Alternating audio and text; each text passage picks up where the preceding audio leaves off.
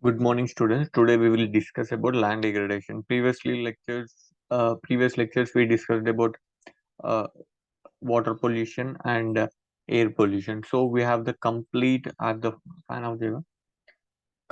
discussion on air pollution and water pollution. And I hope you know about the land degradation, right? And today we will discuss starting from the concepts to each and every topic in a clear and what you can say completely, which is purely UPSC oriented as well as state TSPSC. And ఈ lecture complete bilingual గా ఉంటుంది, Telugu as well as English లో ఉంటుంది. And mostly English and అవసరమైనప్పుడు Telugu use చేస్తాను. ఎందుకంటే మీరు mains English లో రాస్తారు కాబట్టి నేను మొత్తం తెలుగు యూజ్ చేస్తే ఏమవుతుందంటే మీ ఆన్సర్ రైటింగ్ మీద చాలా ఎఫెక్ట్ పడుతుంది. అందుకని నేను మోస్ట్లీ ఇంగ్లీష్ యూజ్ చేస్తాను. అవసరమైనప్పుడు ఎప్పుడైతే రిక్వైర్మెంట్ ఉంటుందో అప్పుడు తెలుగులో ఎక్స్ప్లెయిన్ చేస్తాను, right? Here my intention is Telugu or English అని కాదు, మీకు ఏ లాంగ్వేజ్ అయితే బెటర్ గా కాన్సెప్ట్ ఎలా బెటర్ గా అర్థమవుతుందో అలా ఎక్స్ప్లెయిన్ చేస్తాను, రైట్? అండ్ టిఎస్పిఎస్సి మెయిన్స్ రాసే వాళ్ళకి ఈ లెక్చర్ చాలా ఎఫెక్టివ్ గా యూజ్ అవుతుంది. మీకు తెలుసు, లైక్ యూపీఎస్సిలో it is part of paper 3 environment. And in your TSPSC mains exam also, environment almost containing 50 marks, right? So for this land degradation, we are expecting at least one or two questions. And land degradation, soil pollution, or all the soil pollution, or this part of desertification is part of what you can say land degradation. And soil pollution and degradation same కాదు, right? They are part of land degradation. So one by one మనం ఈ discuss చేస్తూ వెళ్తాం, ఓకేనా? And you know that in TSPSC group 1 mains exam limited, అంటే ఇంకా dates discuss చేయలేరు కాబట్టి we have the time. And దానికి తగ్గట్టుగా మనం ప్రాక్టీస్ చేస్తే విల్ బి వెరీ వెరీ మన ఎఫెక్టివ్నెస్ పెరిగి ఎఫెక్టివ్ గా ఆన్సర్స్ రాయడానికి ఉంటుంది. Starting the people who are started answer writing starting లో చాలా look in the sense very what you can say you have to start from the scratch. Next అది betterment అవుతూ వెళ్తుంది, ఇంప్రూవ్మెంట్ అవుతూ వెళ్తుంది, ఓకేనా? And starting this is the index of land degradation, right? Right. You can see the concepts of land, what is land, like soil erosion, causes of soil pollution, cause of soil pollution, and sources of soil pollution, and the global scenario, what globally, how the soil is polluted or the degraded, right?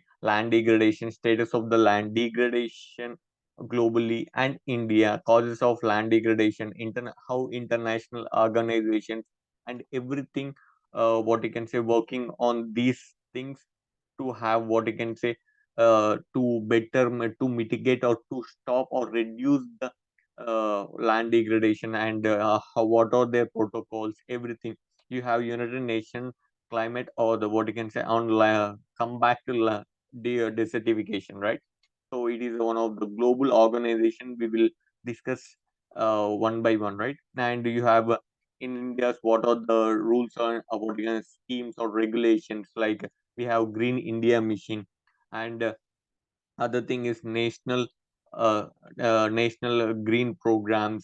So we have always national afforestation program, that is nothing but NAP, national afforestation program. So in this way we enacted few schemes, or we regulated few schemes for the what you can say to improve what you can say land cover, so that, and at the same time to put an end for this desertification. You know that if desertification continues, there is the huge what you can say a problem for the food availability or the food scarcity. So what you can say in search of the better food security measures, so we need to stop or reduce the land degradation.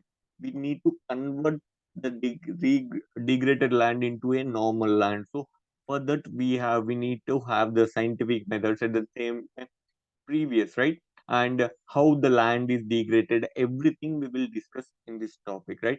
So మీరు patient గా ఉండి just ఆ video అంతా complete గా చూడుండే right. Like it is maybe lengthy video of 1.5 hour to more than 1.5 hour, but each and every topic చాలా neat గా clean గా మీకు అర్థమయ్యే విధంగా డిస్కస్ చేస్తాం right. So for that, so just go through the index, it is very important, right? And for the land degradation we have the industrial activities, mining, agriculture is a major, one of the major contributor, and major soil pollutant and the fertilizers obviously, right? So yeah, this is index and land degradation, right? So these are land composes of these you can write. So rocks, minerals, sediments, soils, and the vegetation, right? So these are the land is made up of. Next, you can see land compresses the physical environment, including climate, relief, soil, hydrology, vegetation, to the extent these influence the potential for the land use. So you know that land can be used for the cultivation, land can be used for what you can say growing the different types of crops or the forest areas we have. And for the land we will can be built an habitation, and it can be turned into what you can say lakes, or else can also. Mm, the land can be used in a multiple purposes, and we should be what you can say always in the mind that it should be used as per our requirement. It should not be over utilized or exploration. So due to the exploration of the land, it is what you can say one of the reason for the land degradation is over exploitation, because agriculture lands also turning into what you can say apartments, or what you can say inhabited construction sites or the development sites. So we need to, okay, development is good, but not at the cost of what you can say environmental degradation or the land degradation, right? So we need to be cautious on how the development, economy and ecology always should go hand in hand, so that the man can what you can say these obviously have enjoy the fruits of this economy and ecology go in hand, right? If economic what you can say development affecting the ecological or the environmental things or the environment nature, it may in a future sense, for example, if you are seeing right every year the summer or the winter, in summer the hotness or the degree celsius is increasing. So year by year almost it is touching 42, 43 in what you can say in south india and in north india, and more than that, right? So in this way, if we should always be cautious on the economic development. It should not what you can say for the creation of development projects. All this we should not cut down the forest, something like that. We should be very minimal, avoiding these all these things, and then right next. Right. What is soil? So here, simple. Why we are going through the definitions in a sense from the basic we are going to. For example, when there is a question, right? What is the describe the where type reasons behind the land degradation, and what are the measures, right? So first we need to mention the what is land degradation definition. Then we need to elaborate the answer. That is the starting. So directly we should not jump. This is so and so, and the land degradation is one of the. Or instead of that, firstly we have to start with the definition, so that it what you can say in the simple way of starting your answer. Introduction is very important. You can start with the definition also, right? So most of the students they avoid the definition, right? So if you give the definition, examiner can have what you can say clear view. Okay, he's going following a structural format, so he may what you can say look keenly into answer. If you skip the what you can say definition, he may not form that okay this having a different approach, not a structural approach. He may think in that way, right? So instead you can quote your definition. As of now, just see the soil. Soil is a mixture of minerals and organic matter that contains the air, water, and microorganisms. So, the mixture of what you can say minerals, organic matter, and contains air, water, and microorganisms. So all this land, what I can say, makes land, right? The mixture of all these things. So this is the layer of layers of soil. It is very important, and that is the reason I gave these pictures. So first, starting with your organic matter, then surface and the subsoil, right? What you can say, substances, and next bedrock, right? So these are the five, and you can see on the right side, organic matter, organic mixed with the mineral matters, and mixture sand, peat, and clay, right? And next, last but one, it is your parent rock and unearthed parent material. So it is the lowest or the last layer. It is what you can say organic matter or the organic. It is the top layer. So top layer can be visible. Other layers are beneath under the ground, right? So in that way, these are the layers of soil. So if any question on the soil over on the soil pollution, or if there is a space or if answer requires, you can draw the diagram. In previous, in a generally, most of the people avoid the diagram. Diagram వేస్తే ఏమవుతుంది అంటే మీకు a clarity or a clarity of thought or a particular ఆ concept clear గా మీకు అర్థమవుతేనే diagram వేస్తారు అని examiner అనుకుంటారు. ఎందుకంటే మీకు ఆ clarity of thought or the concept clear గా లేకుంటే డయాగ్రామ్ వేయలేరు. ఎవరైనా అంతే, right?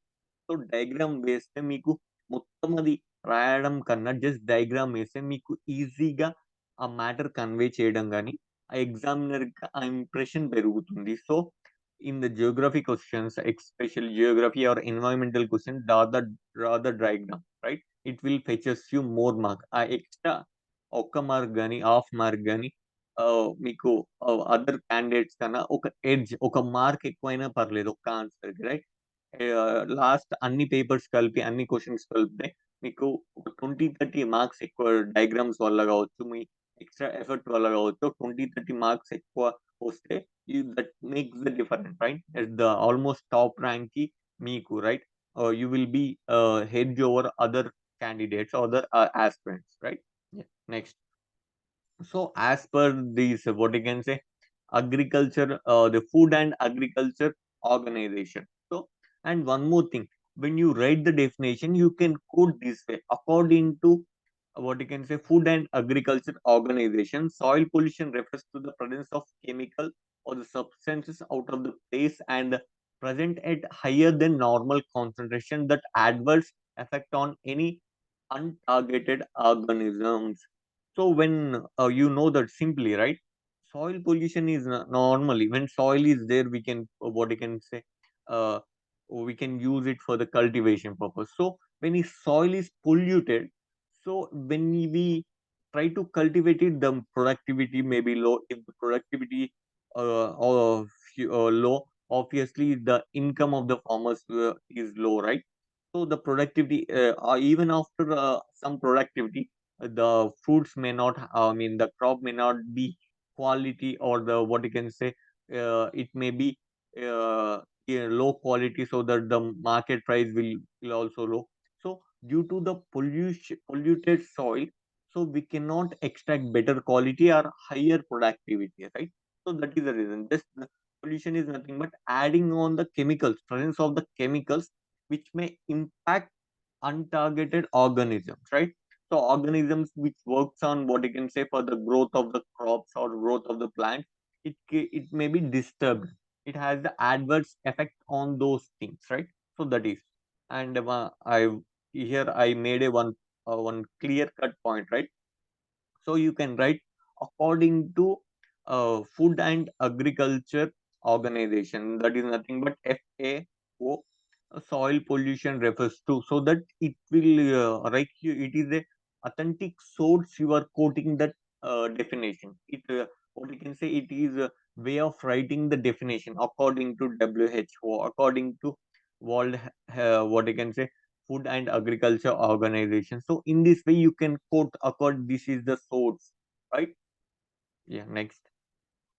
So diversity of uh, contaminants is consistently evolving due to agrochemicals and industrial development, right? Industrialization, war, mining, interfe- intensifying in the agriculture has left a legacy of contaminated soils around the world. So these are the how the soil pollution, what are the causes in the sense industrialization. You know that not only for the air pollution or the water pollution. So simply more of industrialization, the waste from the industrial industries are dumped openly in on the grounds, and the what's you know that what are the scenario mining in the sense when we extract more and more what you can say mining, maybe it is for the coal purpose, for the iron, for the gold, anything purpose. So more and more mining, it affects the quality of the land surrounding what you can say quality of the land in that way. And intensifying in agriculture has left a legacy of contamination. Here intensification is nothing but maybe more of we have a sufficient agricultural land as of now. So what we are doing in the sense we are cleaning the forest or especially the tribal people podu cultivation, or you know that shifting cultivation, especially tribal. Those people clean the what you can say forest land, and they will do the agriculture. They do for 2 to 3 years or the 5 years, and they will go to another area and they will clean that forest. So they are cleaning down, cutting down the trees and growing what you can say crops there, right? So the shifting cultivation or the podu cultivation or the slash and burn agriculture, all the same thing, right? There's synonyms or all of this, right? If they are practicing in this way, it is very adverse impact on the environment, right? If you're cleaning the forest, the green cover is reducing, right? As of now, an average India has the green cover around 24 point something, right? So it should be increased to 33%. A national average should be 33%. The Telangana also you have around 24% of forest cover, and it should be increased to 33%. And with the recent what you can say national forest, all the what you can say, you have Indian State of Forest Report 2021. Telangana and Andhra Pradesh and Telangana are the largest gainers gained forest cover.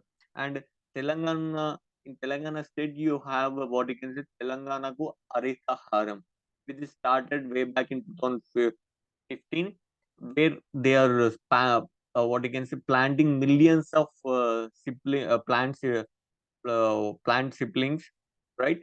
So every year the same, it is what you can say carried out by or participated by the students, common public, ministers, everyone. They are planting millions of the trees, and for this Telanganaku Haritaram Vallane, Telangana is almost second, and if you take this years, it is the largest gainers of what you can say these forest cover. Every year we are increasing the green cover. For example, and in Hyderabad, Hyderabad is the only city which have the green space, which has the green cover in the majors. In if you take major cities in India, they don't have the space for the green cover. But in Hyderabad, we have the what you can say many few parks, right? Lumini Park, or recently we are come up with this green the urban green space, or the green spaces for the what you can say recreational activities, or to have this what you can say for the good to improve the greenery, right? So Hyderabad is the only city with have the proper green space. So almost we have 10 to 12 urban parks, right? Urban parks. And at the, what you can say, other than this, at the city outskirts, we have Mrugavani National Park, and in Vanasthalipuram, we have another national park. So the both are outskirts, right? These are parks also, right? And one we have in middle of the city botanical gardens, right? So in this way Hyderabad is not only what infrastructurally or developmentally high, but it is also providing space for the urban parks. That is. right. So, మనం ఎందుకు ఆహ్, హైదరాబాద్ గాని, ఎందుకు తెలంగాణకు హరితారం scheme పైన అంత stress గాని, అంత ఆహ్, ఆహ్, ఫ్ డిస్కస్ చేస్తున్నామంటే, తెలంగాణకు Harithaharam it is the unique scheme, right? Mostly okay. Government at the national level also, they simply what you can say, having what you can wording on to increase the forest cover in few areas, okay. They are planting the trees with the celebrities, all this. But Telangana government took an initiative. We will plant some millions of the trees, right? Or it is around 45, 45 millions of trees from the time period of 8 to 10 years, right? So in this way, they took this as what you can say initiative to increase their green cover, and with the better green cover you have what you can say rainfall will be adequate. So in this way it is not only for the societal, it is for inspiration for the other states also. If Telangana schemes గురించి మనం మాట్లాడుకుంటే Telangana schemes వేరే states లో కూడా implement చేస్తున్నారు. రైతు బంధు గాని, what you can say, Kalyana Lakshmi. These all the schemes are implementing across other states also, right? Same Telangana ko Haritaram kuda. Maybe other states direct initiative ga తీసుకోవట్లేదు, but they're having their own planting of these samplings around year, maybe on the Republic Day, maybe on the Gandhi Jayanti, maybe on the Republic. They are going out, but మన తెలంగాణ ఏంటంటే they framed separate scheme, that is తెలంగాణకు హరితారం చాలా important. And TSPSC group 1 mains రాసేవాళ్ళు compulsory ఈ తెలంగాణకు హరితారం మీద question compulsory వస్తుంది. At least 1 are 2 questions డైరెక్ట్‌గా 1 క్వెషన్ వస్తుంది. ఇండైరెక్ట్‌గా అట్‌లీస్ట్ 2 క్వెషన్స్ వస్తాయి. మీకు ఎన్విరాన్మెంట్‌లో వస్తుంది అండ్ గవర్నెన్స్‌లో గూడా వస్తుంది. What are the key factors for the successful retention of plants through these Telanganaku Haritaram? Successful retention is nothing but మనం ప్లాంట్స్ జస్ట్ నాటి వదిలేస్తే కాదు. దాన్ని what you can say need to maintain, need to pour water regularly so that it will grow. And if it is grown into a bigger size, obviously it can with the rainfall or with the what you can say, it can get that nutrition. But until that, someone there should there to maintain that, right? So అలా maintain చేస్తే it should be. And this scheme, we are planting almost million trees. In that, almost 60 to 70% of the plants are retaining, or means they with better maintaining purpose or maintaining this plant. It is every year it is increasing, right? So and wall soil report. So globally, we follow the soil resources report. Nutrition imbalance on the soil acidification. Here, soil are the two major reasons, as per what you can say, uh, Food and Agriculture Organization 2015.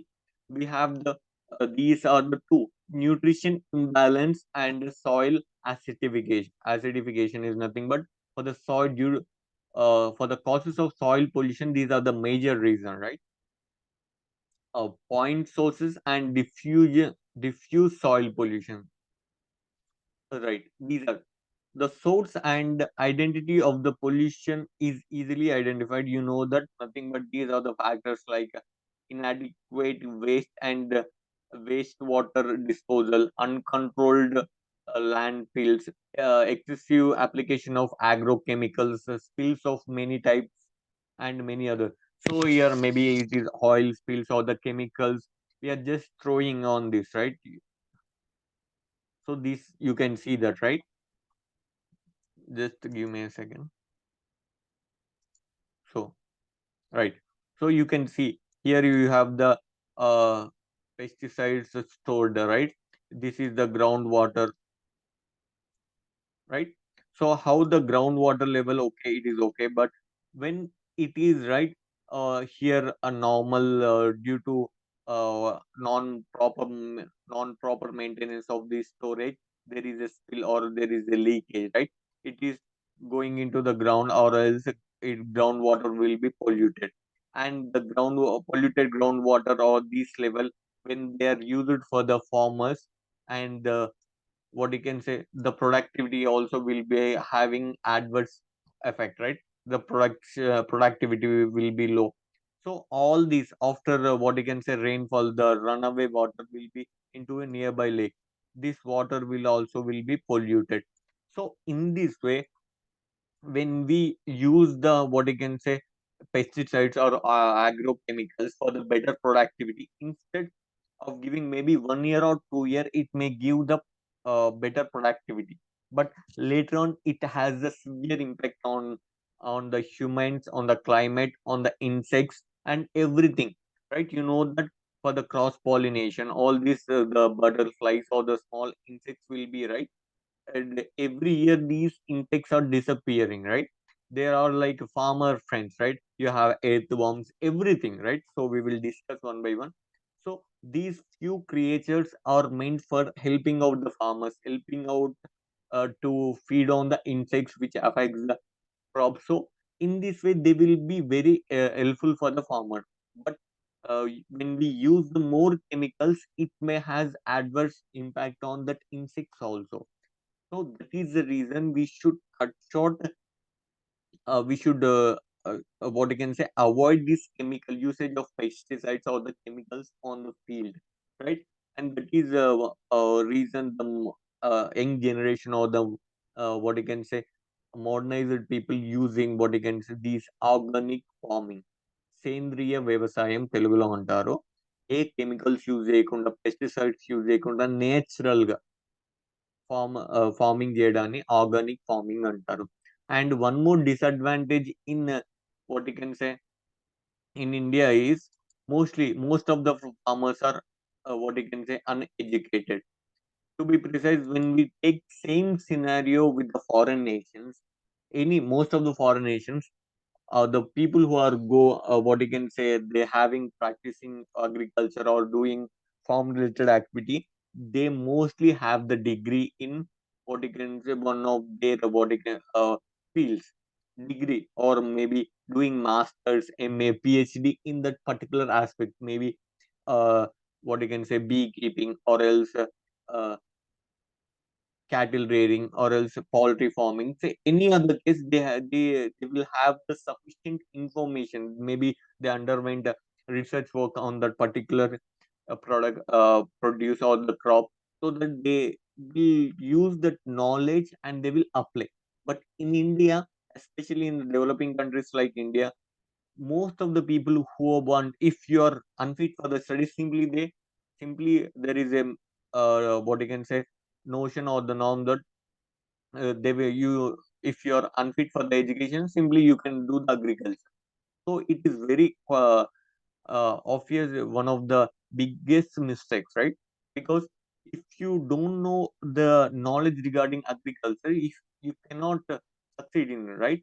So you need to know the agriculture. There is nowhere in the Vedas are mentioned that if you are unfit for the studies, you do simply go carry on with the agriculture. No, for the agriculture also, if you do, or if you have the proper knowledge, you can succeed. For example, you have seen in the newspaper, right? Where five digits salaried IT employees or the engineering IT or the software employees quitting their jobs doing the organic farming. They are growing aloe vera, which is some crores of turnover, right? So they know, they studied the how to what you can say, grow this type, what are the conditions, everything they studied, go through that particular process, so that they knows, instead of doing that, if you into the agriculture, we can get more income, and at the same time what you can say, we generate more employment also in that. So that is, if you want to do agriculture, you need to have that proper information on it, right? So as of now, this, right? So this is the source. The examples include, already we discussed, the factory sites is nothing but the factory, nearby factory areas, to know that the waste or disposed all is in inadequate waste and the waste water disposal and uncontrolled land spills, or what you can say, ex- uh, excessive applications of agrochemicals or the spills of many times, right? These are the point source pollutions, and these are the examples already we discussed, right? Former factories, sites, inadequate waste or the wastewater disposals, uncontrolled land spills, or the excessive use of agrochemicals. And these are uh, atomic hydrocarbons or the toxic metals which are related to the oil products. These also been dumping without any regulations. They are simply dumping in an open area. The point source pollution is very common in the urban areas, because in the rural areas we don't have the factories or the manufacturing unit, but more it is what you can say, situated in urban areas, right? That is, and in urban areas there is no space for the disposal also, so they simply throw on the roads, on the nearby the garbages. So that is the scenario. And the soils near the roads has a higher levels of heavy metals and polycyclic aromatic hydrocarbons and other pollutants, right? So while having what you can say, construction of road, all this we it what you can say, the nearby or the locality soil also will be polluted, because when we lay the road, we tend to what you can say, the metals or the heavy metals may be disposed of. In that way the polycyclic aromatic hydrogens or other pollutants found in roads, nearby soils, right? Yeah. Soils which are nearby that road. So simply we can what you can say, when next time around we can avoid that soil, and we need to put a what you can say, a, like a sanded or the తెలుగులో కట్ట అంటాం కదా, road వేసేటప్పుడు కట్టలాగా ఇలా పెడితే what you can say, it will be heavy metals అవి dispose కాకుండా అక్కడే ఉంటాయి, right? And next, diffuse pollution, emissions, transformation, and dilution of contamination in other media has occurred prior to their what you can say, transfer to the soil. So the diffusion pollution is nothing but the emissions or the transformation or the contamination in other mediums, maybe what you can say, in in desert areas especially, we have the sand cyclones, nothing but the sand with the heavy wind, the sand are shifting from one area to other area. In the same way, due to land degradation or the soil pollution, when one area soil is shifted to other, the other areas also will be polluted, right? Yeah. So they already we discussed. And sources of soil pollution. Yeah, sorry. Sources of soil pollutants. Natural geogenic sources, anthropogenic sources, right?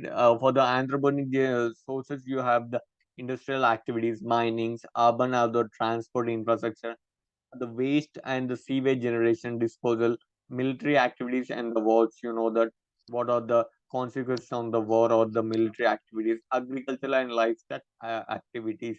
You may have wondering how agriculture what you can say, livestock lead to soil pollution. Overusage of that particular land, or usage of chemicals or the pesticides, it may degrade the quality of the land or the fertility of the soil. So obviously, and నార్మల్గా మీరు ఎప్పుడైనా agriculture observe చేస్తే, farmers who have normally an average in India, the almost 80 to 85% of the farmers, not 89, almost 90% of the farmers holding less than 2 acres, right? So average గా మనం 5 acres అనుకున్నాం. Farmer who having 5 acres, after what you can say, frequent cultivation of the crops for 3 to 4 years, fifth year ఏం చేస్తుండంటే 1 acre are 1 acre ideal గా వదిలేస్తాడు. ఎందుకంటే in that 1 year of process it will regain that fertility. Soil has that capacity to regain that facility. ఆ 1 year అలానే వదిలేస్తే అది ఆ fertility regain చేస్తారు. సో నెక్స్ట్ ఇయర్ అది కల్టివేట్ చేస్తారు, ఇంకో 1 ఎకర్ వదిలేస్తారు.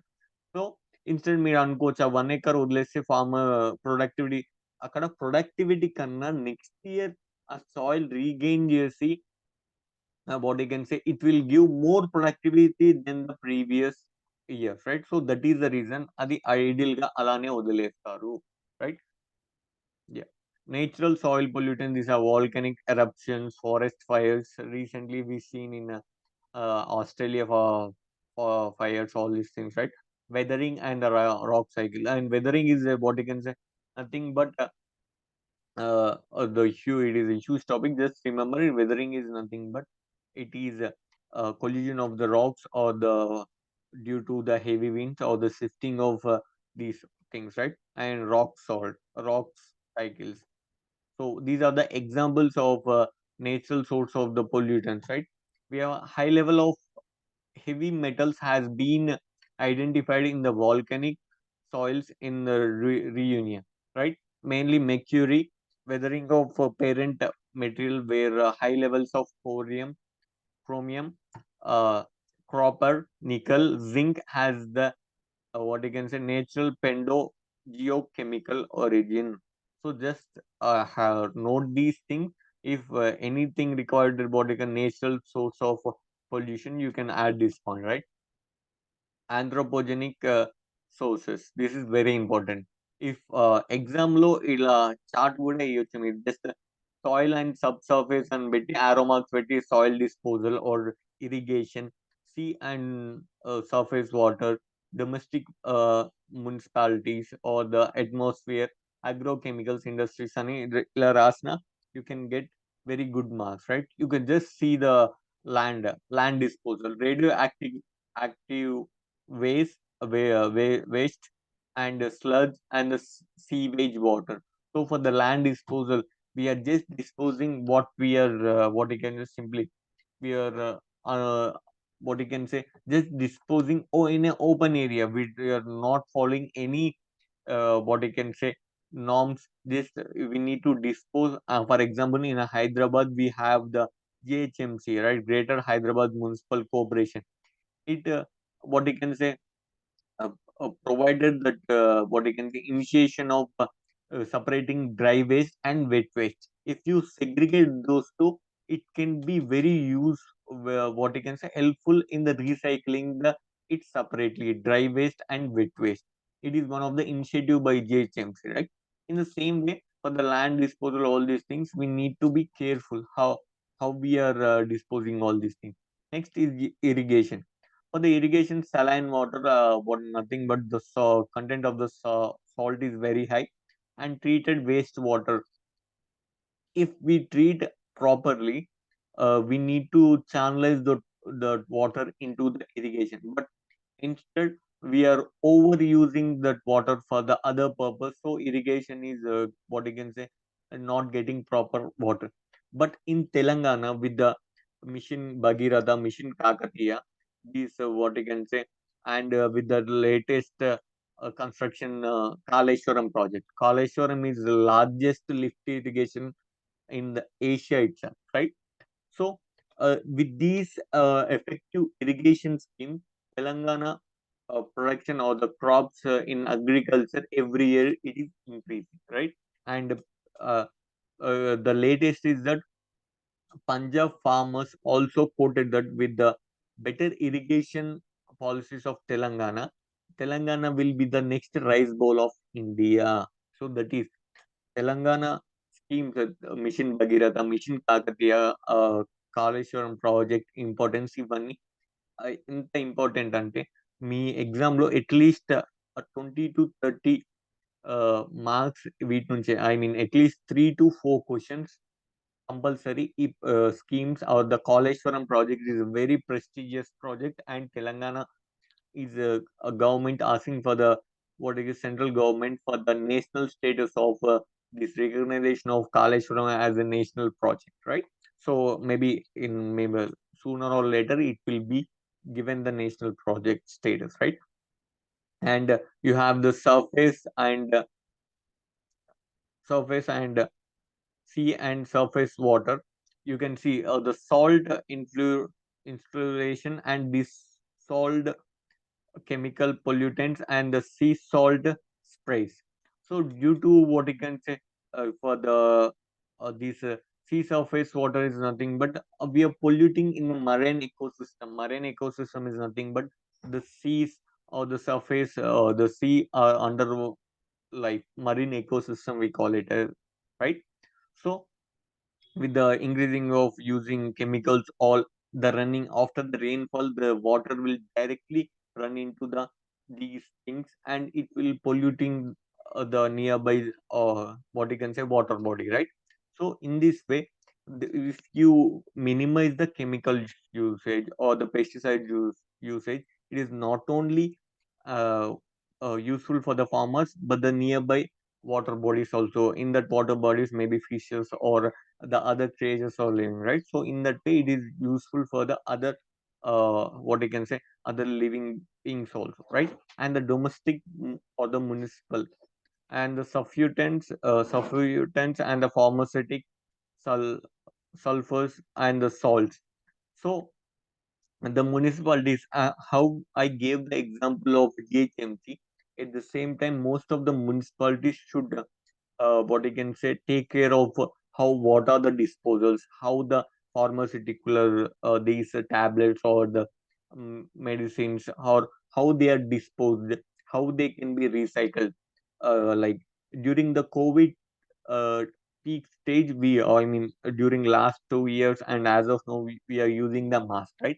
Instead of using the disposable mask, we used to use what you can say cloth or what you can say rewashable or reusable mask. Because if you use disposable masks, we have to throw.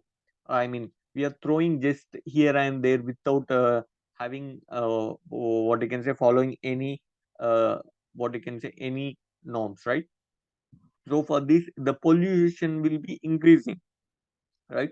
So in the way, the municipalities or the local governments need to enact the proper norms so that the people will participate and they will follow these disposal of the things, right?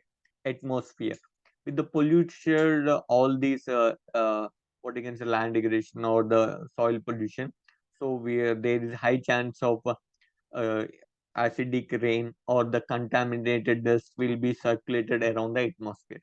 And agrochemicals, you know that due to the pesticides or the uh, high usage of fertilizers, like almost when we compared from the last 2 decades from after 2000, almost 200% increase of use of fertilizers for the production of or the product to improve the productivity of the crops, right?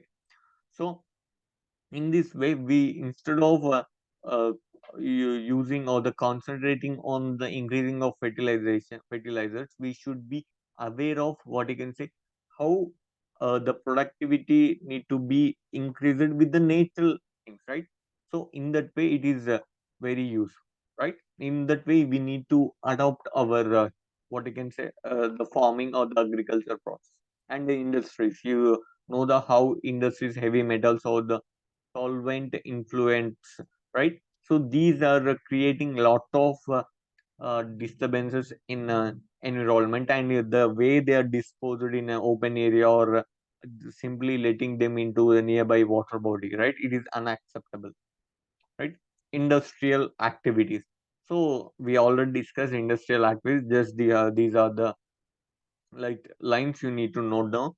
Industrial activities or the release pollutant to the atmosphere or waters and the soils, and the gaseous, the pollutant and radionuclic noodles, radiotic or released to the atmosphere and can enter the soil directly through the acid rain or atmospheric dis- deposition, right? So when industrial activities or release the pollutant to the atmosphere or the water or the soil, so nearby or what you can say, there is a high chance of what you can say acidic rain, or due to the uh, this industrial waste deposition, there is a high amount of contaminated water. With that contaminated water, if we are used it for the crops, it may not give the proper productivity. In that way, there is high chance of these what you can say having severe impact on what you can say humans as well as the environment also, the mining. So at the beginning we discussed how the mining and what the mining or the smelting facilities release the huge quality of heavy metals and other toxic elements to the environment. This persists for the longer period and long after the end of these activities. The use of phosphate rock, which is naturally rich in radioactivity in the production of fertilizer, generates byproducts called phosphate gypsum, which maintains nearly 80% of its original radioactivity due to 238U decoy. The products such as radon 26 226 Ra and polonium 210 PO, right?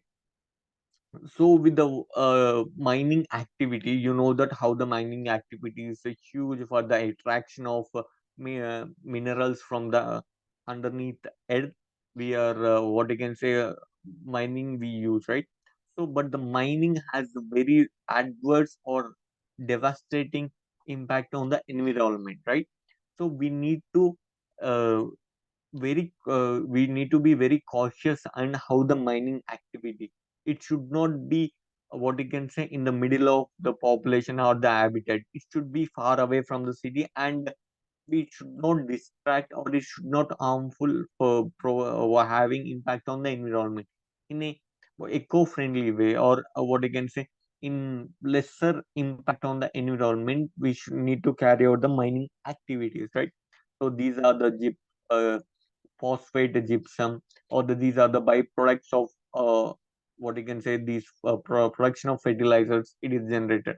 And if we dependent heavily on the fertilizers, not only crop productivity will be impacted, but environmentally also it is very what you can say having the adverse impact on what you can say all these things, right?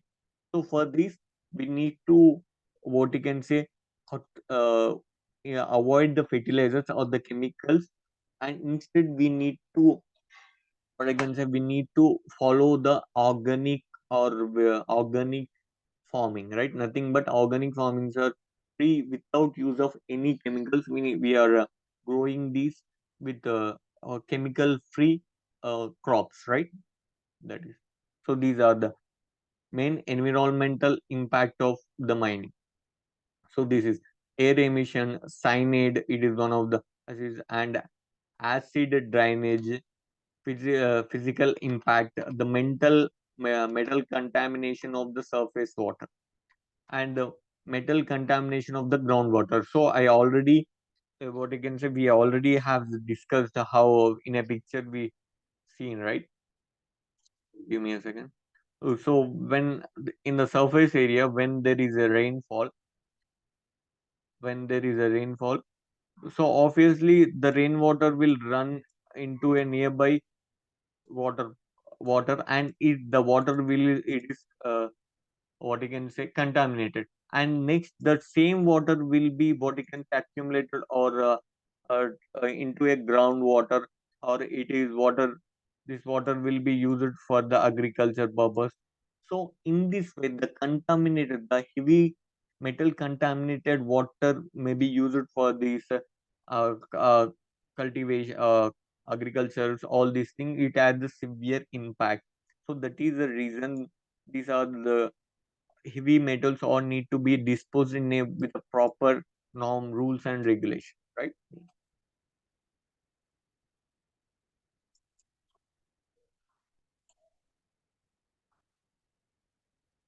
So urban transport and infrastructure, you know that how these urban transport or the minerals having urban transport of the infrastructure has impact on the pollution also, or the land degradation or the soil pollution.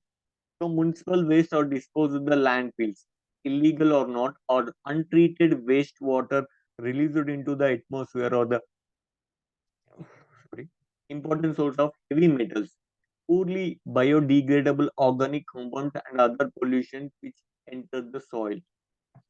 So when we dispose the landfills by the landfills, the untreated wastewater, and the environmentally, what you can say, sources of heavy metals or poorly biodegradable organic compounds and other pollutants are, what you can say, which enters the soil. After all these products enter into soil, obviously the soil will be polluted, right? You can see the plastics also have the major source of pollution. They are widely used in the food packaging and the, what you can say, shopping bags and the household items, right? So of these, you can see the plastics are the major source of pollution, you know that, and they are widely used in the food packing, shopping bags, and the household items. So the government and NGOs, international organizations, most of the people are no aware of the plastic pollution or the how the plastic is very dangerous to the human as well as the environment.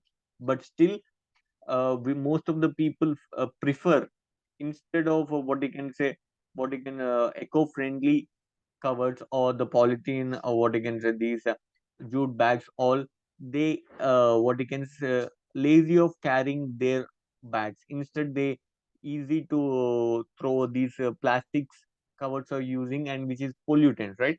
So along with the government, people participation is very important for the avoiding or ban of plastic, right? Yeah. So this year or the latest, what you can say, with the recently the government also enacted this initiative that they will use the single ban the single use of plastic. So with the government initiation, people participation also very important to succeed that initiative. Next, agriculture and livestock activity.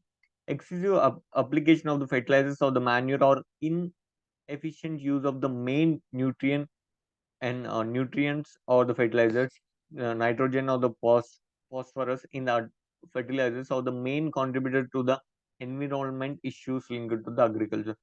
So instead, we need to use the manure or the natural or the biocomposed, all these things.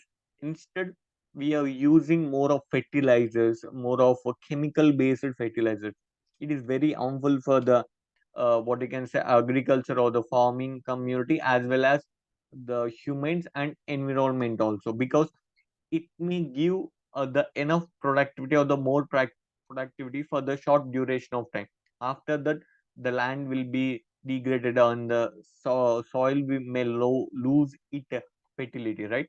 In that way, it may not, what you can say, feasible to use the adequate or the more fertilizers or the chemicals, right? That, so these are the soil pollution. You can, right, exam లో నేను and always stress చేసేది same point ఏంటంటే, ఇప్పుడు exam లో మనము ఒకళ్ళ ఇన్ని side headings రాయడం కన్నా డైరెక్ట్ గా ఇలా డయాగ్రామ్ వేసి సాయిల్ పొల్యూషన్ అని రాసి ఆరో మార్క్స్ పెట్టి ఇలా use of fertilizers, um, amendments with the solid waste, next livestock waste, irrigations with the poor quality water, over fertilization, irrigation with the untreated waste. So these are ఇలా arrow marks పెట్టుకు రాస్తే ఏమవుతుంది అంటే, మీకు what you can ఇలా diagram గాని ఇలా table గాని వేస్తే, వేరే ఆస్పిరెంట్స్ ఆర్ నార్మల్ గా ఆస్పిరెంట్స్ ఏమనుకుంటారు అంటే, డయాగ్రామ్ వేయడం కన్నా నేను అది నార్మల్ గా ఎక్స్ప్లెయిన్ చేస్తాను. మీరు డయాగ్రామ్ చేసి వాటిని నీట్ గా సింపుల్ లైన్స్ 2, 3 లైన్స్ లో ఎక్స్ప్లెయిన్ చేసినా మీకు ఎక్కువ మార్క్స్ వచ్చే ఛాన్స్ ఉంటాయి, రైట్? నేను ఆల్వేస్ ఎన్విరాన్మెంట్ లో కానీ ఎకానమీలో ఆర్ జియోగ్రఫీలో డయాగ్రామ్స్ ఉంటాయి ఆర్ ఫ్లో చార్ట్స్ ఏవైనా గానీ వేయండి. ఎందుకంటే most of the people they avoid using flow charts or diagrams, right? So this is the one of the advantage of using the flow charts or the diagrams, right? So this is, you can see what are the causes of land or the soil pollution. So poor agriculture practice, like I told you, the reasons behind the poor agriculture practices, right? And one of the reason is the farmers, especially in India, most of the farmers are uneducated. I told you, instead of what you can, the persons who are unfit for the education, simply they forced into the agriculture. So that is not, it should not be the criteria, right? So The poor agriculture practices are nothing but age-old practices or no scientific methods. So when agriculture meet with the modern technology, or the what you can say, we have our what you can say traditional methods also. Both traditional and the modern technology combined together for the sustainable agriculture. So it should be the what you can say the better outcome. Uh, the futuristic what you can say form of agriculture is called sustainable agriculture. We should not overutilize the thing. Sustainable agriculture is nothing but if we are using the resources which are required. We are not overutilizing the thing. So the sustainable agriculture, it is way forward. And improper solid waste management. So I told you how GHMC come up with this plan of segregated and what you can say segregated waste into wet waste and dry waste. But at the same time, not only in Telangana, across India, the municipalities or the local government make sure that how the Delhi, I mean, how the governments or how the waste management activities are going. And if you take an example of Delhi, and you've seen the former cricketer, MP, Delhi MP, one of the MP, Gautam Gambhir, right? He made a promise. Like we have one corner of Delhi, it is like a huge mountain. What I can say, the waste. So almost from the last 2 years, it is reducing. They are reusing or recycling all the waste. It is the initiation took by him, right? So nothing but when we recycle the waste, it may use it for the other purpose. It is what we can say reduce the impact of pollution on the environment also. So we need to have the proper solid waste management initiative or the schemes by the government. And next is your unsafe storage of hazardous chemicals and nuclear waste. So when we are what you can say experimenting or we are using any resources related to nuclear or the chemical weapons or radioactivities things, we need to be very careful on the disposing the things, because it is not like other things or the plastics, right? It may have the devastating impact on the human life and environment also. So we need to practice the what you can say we need to use the safe storage of hazardous chemicals and the nuclear waste, right? And legitimate from mismanaged landfills. So nothing but when we are disposing something, we need to uh, what you can say we need to be cautious on where we are disposing. It is uh, what you can say it is nearby the pond or it is nearby any resources. So instead we need to allocate this what you can say far away place, which is from the inhabited area, which is away from the water body. We should be it should be unique place and it can be recycled. But instead we are dumping on open land which may be near to the landfill, or if we dump more and more there, and it is like forming like a landfill and like a high structure, and next time when the rain falls, it is simply flowing through the areas and into the what you can say nearby water body. It is very dangerous. That is one of the major reason for this pollution, not only water or the soil pollution, right? And uncontrolled dumping of waste from the household, industries, and the mining. So I told you. So the reason behind quoting again and again the GHMC or the segregated waste of wet waste or the dry waste is simply if if both is segregated at the beginning stage, so it can be easily what you can say recycled.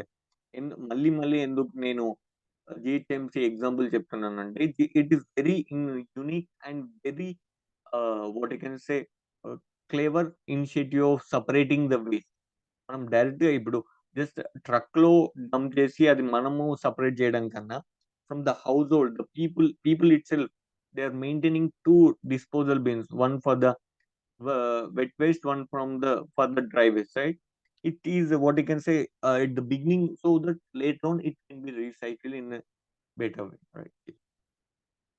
So the main soil pollutants, right? So these are agricultural, areas can be grouped. The main source of in agriculture. So pesticides we discussed, and mineral fertilizers, organic fertilizers, wastewater for the irrigation, and what you can say plastic materials and the rural waste. So these are what you can say. Already we come across this all the things. Pesticides or what you can say chemicals or the fertilizers we need to avoid at any cost, right? The future way of agriculture should be more sustainable and more organic, so that the people's health and at the same time environment also will be happy. Just give me a second.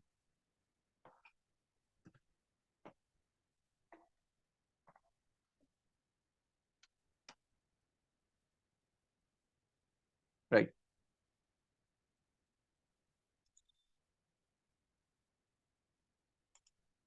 Yeah. Fine. So these are the types of what you can say these inorganic and organic. In inorganic, so organic is nothing but more of what you can say related to grass, leaves, which can be more degradable or what you can say biodegradable, mostly like degradable in a faster way.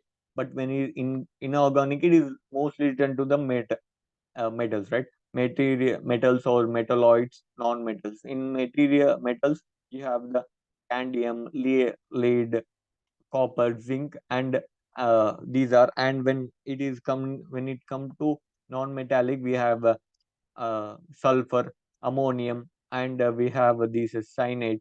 These are the non-metallic, right? When coming to organic, we have chlorinated and non-chlorinated. Both in chlorinated, non-chlorinated, we have the alkynes and alkylates, right? Oxides in alkynes, and these are DTTs, PCBs. These are it is part of your body can say water pollution also, right?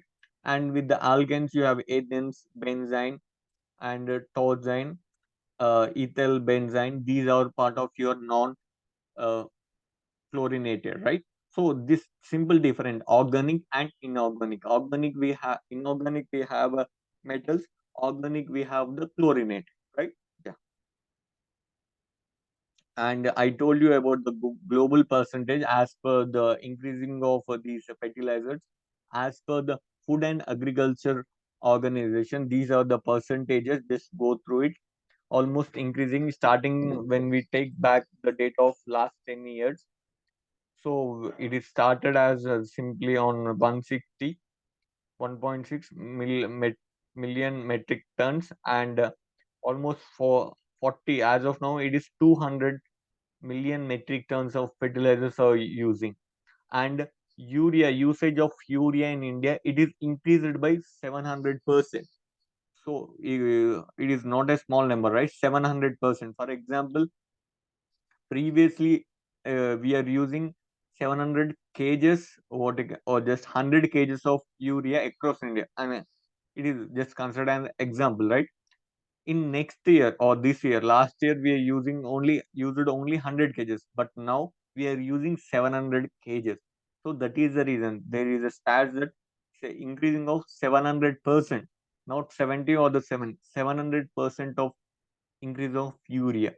Urea is used for the feeding of what you can say plants. If you use urea, it is a more chance of growing higher productivity. But over usage of urea, it is very harmful, right? So just go through the map. Just give me a second.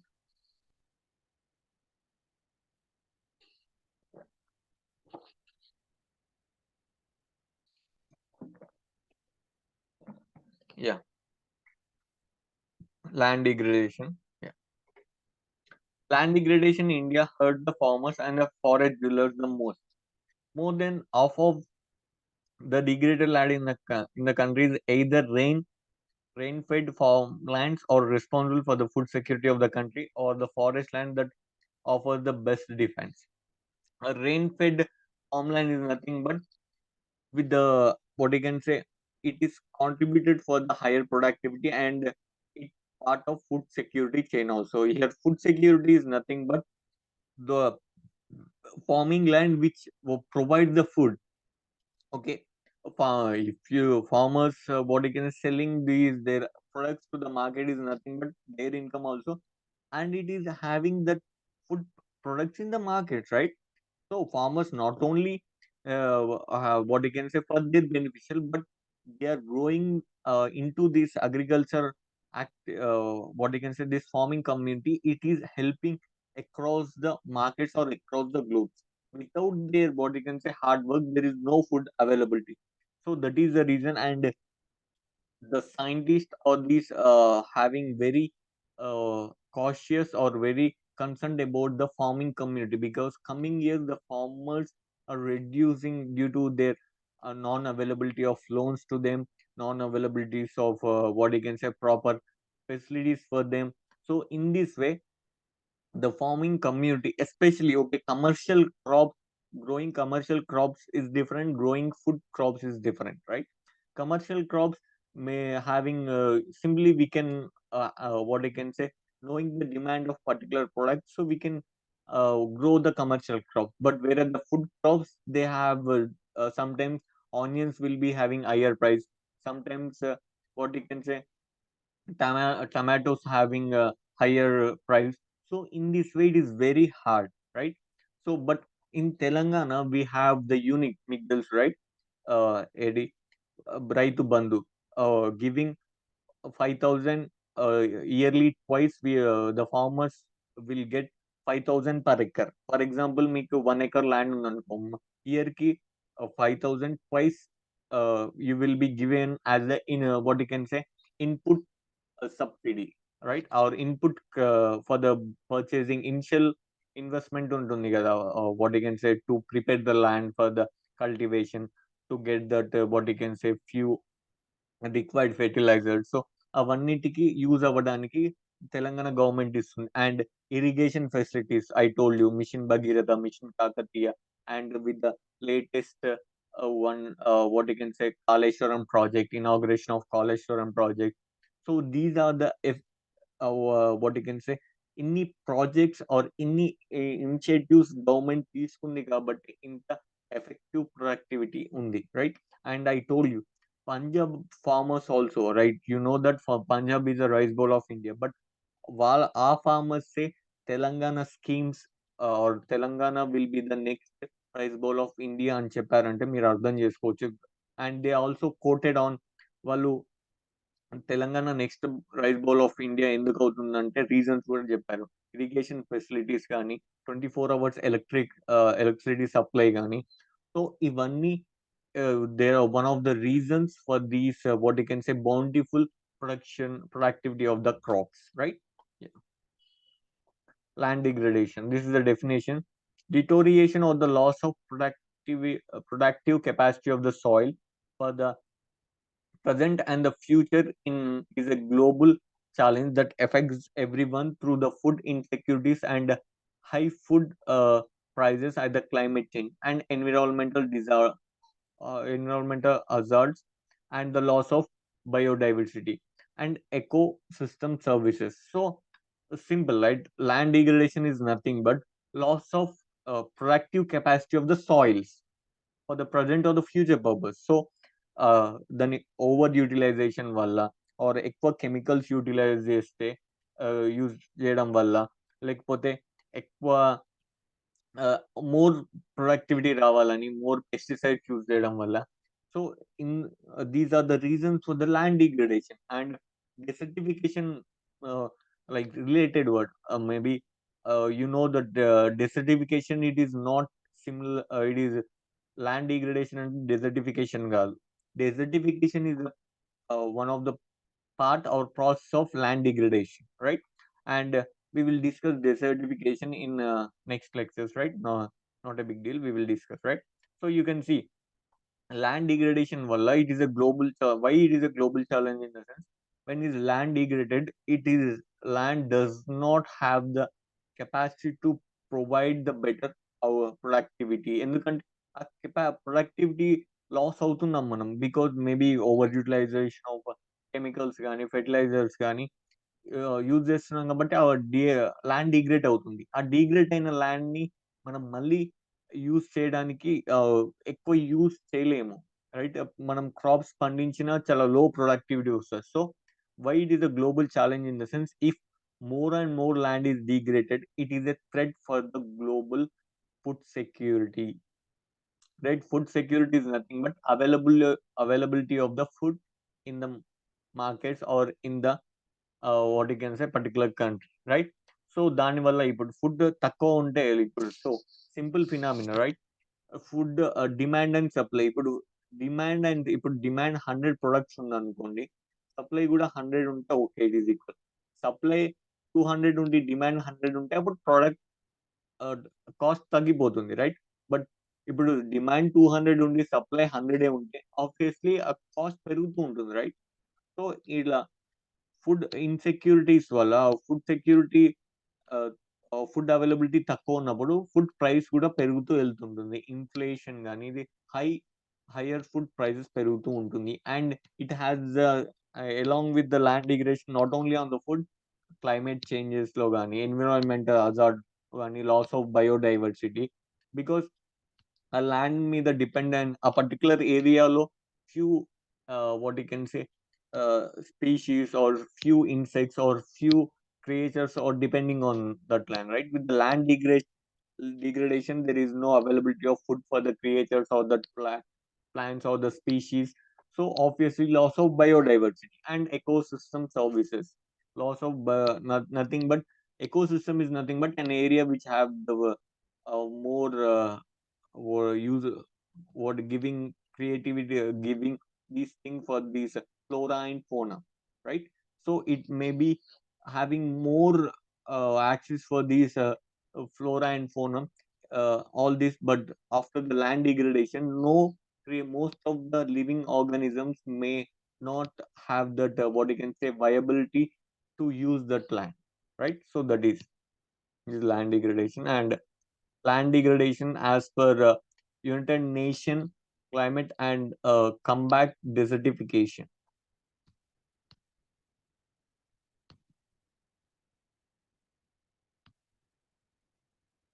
Yeah. Land degradation in arid or semi-arid or dry humid areas resulting from the various factors, including the climate variation or human activities. As per UNCCD, is nothing but land degradation in the arid, semi-arid, or the dry, humid areas are resulting from the various factors. One of those factors it is climate variation వల్ల కావచ్చు, or human activities. Due to the man-made activities or the human activities, land degradation or the highest possibilities అని చెప్తుంది, right? So you can see in this, right? Loss of biological or economic productivity or integrity of rain-fed cropland, irrigated cropland, or ranges, pasture, forest, or woodlands resulting from the land use or from the process or the combination of processes, including the processes arising from the human activity and habitat patterns such as. So these are the causes for these biological or loss of economic productivity. Soil erosion caused by the wind and the water. You know that nothing. Soil erosion is nothing but what you can say replacing like during heavy rainfall, the water running from higher field to lower field, right? The minerals or the waste from those field will be carried out at these and washing away the what you can say upper layer thing, right? So in this way, the water, the for the air pollution or the air soil erosion is one of the reasons it is caused by wind or the water, right? Running water, we can say the deterioration of physical, chemical, biological, or economic properties of the soil. So obviously, with the land degradation, the capacity of the land, nothing but the fertility of the land will be very low. The crops hardly, or if the crop is growing, also very low productivity, right? Long-term loss of natural vegetation. Obviously, land fertility లేదంటే వెజిటే vegetation కూడా grow కాదు. నార్మల్‌గా మనం crops ఏయకుండా ఇప్పుడు సమ్మర్‌లో like rain after rainy season and winter season you can see natural grass herbs గాని అవి నేచురల్‌గా గ్రో అవుతాయి. బట్ ల్యాండ్ డిగ్రేడేషన్ ఎప్పుడో అయిన తర్వాత నేచురల్‌గా కూడా మీరు వర్షం పడ్డ మీరు విత్తనాలు వేసినా ఆ ల్యాండ్ వెజిటేషన్ కి పనికి రాదు అని, right. So it is not for 1 year or 2 years, it for the long term loss అన్నమాట, right. That is land degradation. And land degradation status, or what, nothing but the stats. Globally, land degradation, what you can say, about 25% of the land has been degraded, right? So when the land is degraded, soil pollution, right? Give me a second.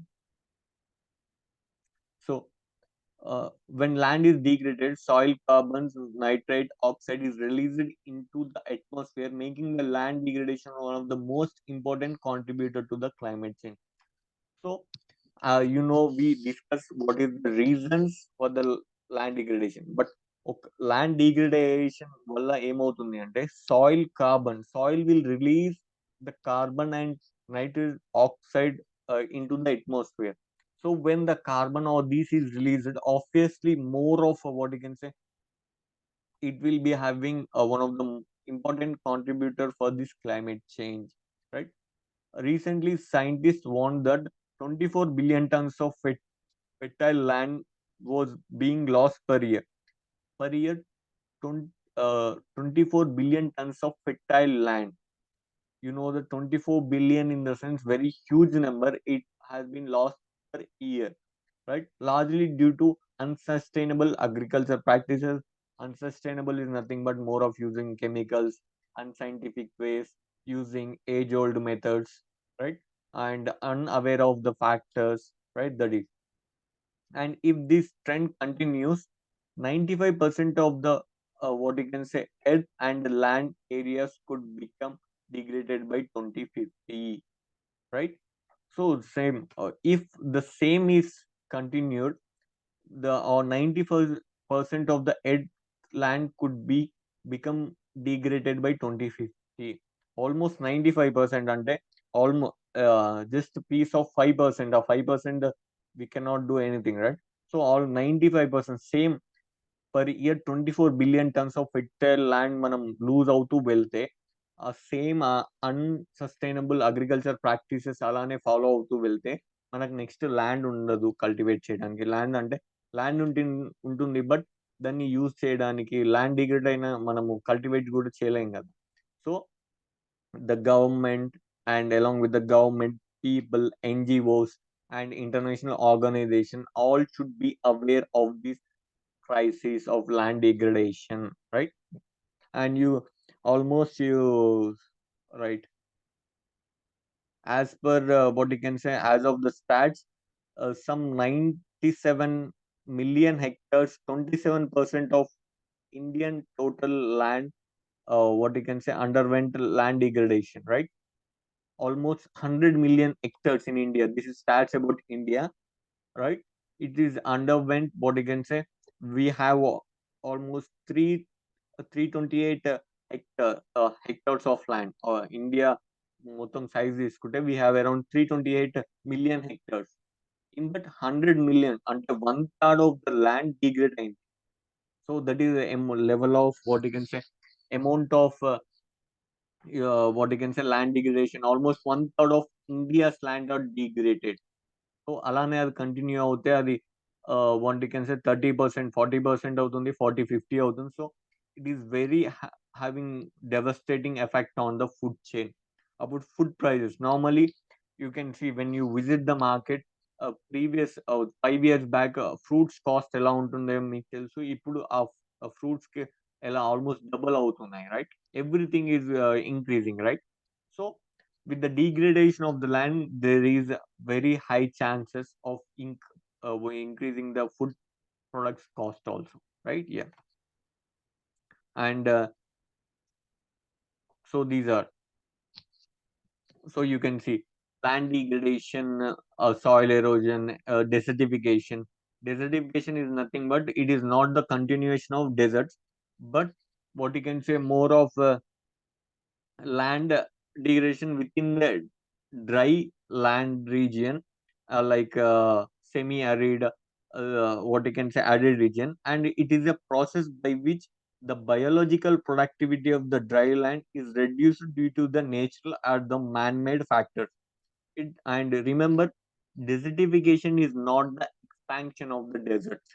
Simply, what you can say, it is the process by which biological productivity of the what you can say dry lands, what you can say, reduce due to the natural or the man-made factors or the effects, right? Environmental infograph. These are the infographics. I think these can be useful. Just I will minimize the screen so that you can see all these things, right? Yeah, you can see, right? Soil erosion or 25 million tons of land wasted into the ocean, washed into the oceans annually. So 25 billions of land is very high, and 12 millions of hectares of fertile land around the globe lost due to the land degradation. 12 million hectares ante you simply Australia has the 12 million hectares of land. Simply ఏంటంటే every year, for example, the whole of uh, what is Australia is producing, it is turning into what you can say year Australia producing around 100 tons of food, food products. Next year అది zero అవుతుంది. ఎందుకంటే ఆ land మొత్తం degrade అయిపోతుంది. Just an example, just for the easy remembrance I'm quoting that, right? Soil weathering. Soil weathering is nothing but uh, high speed of winds, and what you can say with the soil degradation, all this part of weathering, right?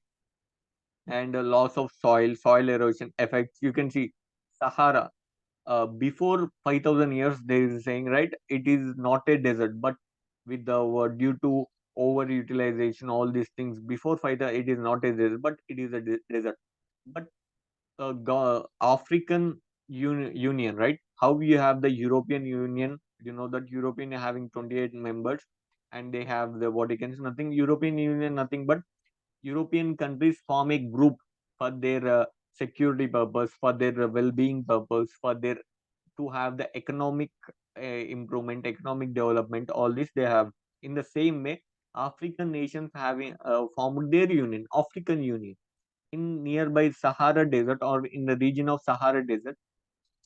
What you can say, those people come up with an initiative of what you can say these what Great Green Wall Initiative, right? Great Wall Initiative, nothing but behind the Sahara Desert, all that will be turning into what you can say, they will try to provide the irrigation facilities to grow the land to help the people, right? Great Green Initiative, Great Green Wall Initiative by African Union. Remember that. So we will discuss a brief discussion on it in a later part of the lecture. Don't worry. Right, next we have what you can say 40% of the lands agriculture world's agriculture land is degraded. 40%. For example, we have 100 acres of land. In that, 40 acres are degraded, right? So 40 acres, just మనకు 60 acres ఏ ఉన్నాయి. ఆ 60 acres లో almost 20-25% what you can say every year we don't have that fertility of land, right? And one of the advantages for India's what you can say, we have the most fertile land. For example, AP or Telangana. For the AP, we have the Godavari River, East Godavari, West Godavari. These are more fertile land, right? Though those are known as what you can say boon of lands of what you can say for these growing of the crops, right? And you can see 100 years is necessary to form a fertility layer of earth 1 centimeter thick. So, okay, we are exploring everything, but we need almost 100 acres to what you can say to what to form a fertility of layer of 1 centimeter, right? This is very important, right? If we require lot of almost 100 years time to form a centimeter thickness of fertility land, right? Yeah,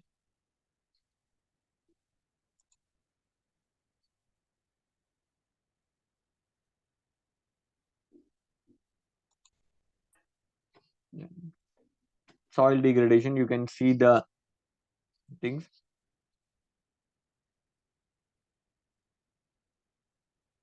as a source from United Nation environmental program.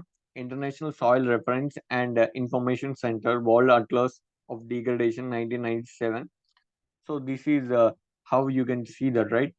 In India, a few parts starting from the most of the Western Ghats is what you can say very degraded land. Luckily, few parts, except few parts of Telangana and Andhra Pradesh, we have the what you can say stable soil, right? And other parts of in India, we what you can say we have Sahara, Gujarat. These areas are almost very degraded land, right? And other parts you have Sahara Desert or the African nations, European countries, right? These are degraded land and other areas, right? In Madagascar or South Africa region, it is very degraded land, right? Degraded soil or the land in sense. Land degradation in India. So we have already discussed nothing but all around 100 million hectares we told that is approximately 96, that is part of your what you can say 29% of total geographical area TGA of the country as of 2011 and 13 census. While in 2 decades back in 2003 to 5, we have 94 million hectares, nothing but 28%, right? So almost per decade, we are increasing or 1% of or around 4 to 5 million hectares of degraded land. This is sourced from your desertification and land degradation atlas of India, right?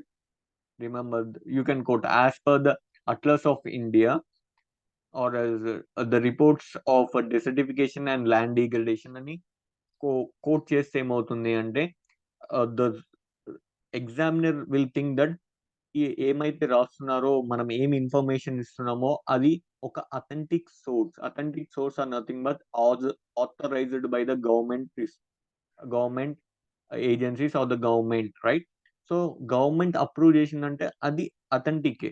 Normal గా ఏదైనా news paper లో ఇచ్చినా మీరు చూడొచ్చు according to or desertification or the government ministry of earth sciences or else ministry of agriculture ఏం చెప్తుందంటే ఇలా అని చెప్తారు. ఎందుకంటే అది న్యూస్ పేపర్ వాళ్ళ సొంతంగా అంటే మేబీ లాస్ట్ లో వాళ్ళ అనాలిసిస్ ఉంటుంది కానీ ఫస్ట్ ఆ మినిస్ట్రీ పర్టికులర్ అగ్రికల్చర్ మినిస్ట్రీ ఏమంటుంది, లేకపోతే మినిస్ట్రీ ఆఫ్ ఎర్త్ సైన్స్ ఏమంటుంది, అవన్నీ క్లియర్ గా చెప్పి లాస్ట్ లో వాళ్ళ ఒపీనియన్ చెప్తారు. కానీ వాళ్ళు మొత్తం అంతా వాళ్ళ ఒపీనియన్ చెప్పారు. ఓకే, కొన్ని న్యూస్ పేపర్స్ చెప్తాయేమో కానీ but according to desertification and land degradation report అని ఇలా మెన్షన్ చేస్తే ఏమవుతుంది అంటే ఆ అథెంటిక్ సోర్స్ నుంచి చెప్తున్నారు కాబట్టి ఎగ్జామినర్ కి ఆ ఇంప్రెషన్ అనేది పెరుగుతుంది. మీకు ఎక్స్ట్రా 1 మార్క్ ఆర్ 2 మార్క్స్ రావడానికి హై ఛాన్సెస్ ఉంటాయి, right? Yeah. Next, so this is the almost 30% of the India's land area is under what you can say desertification. We already discussed, right? Most of the area you have you can see over here, right? So this area,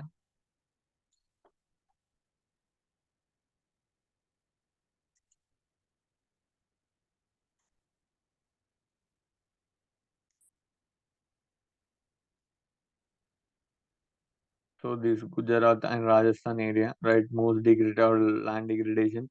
Luckily in Uttar Pradesh, these are less degraded area, and in Telangana you can see these parts, Telangana AP, very less degraded, and here also not fullish brown, it is less degraded. And in Andhra Pradesh, Karnataka, these south, especially in South India, you have more what you can say or the less degraded land. So that is when compared to the north or northeastern, why we may not have. So you can see these linings, these are like Himalayas, or in northeastern region we have more of landscapes or the mountains or what you can say heavy thick forest, hill stations, all.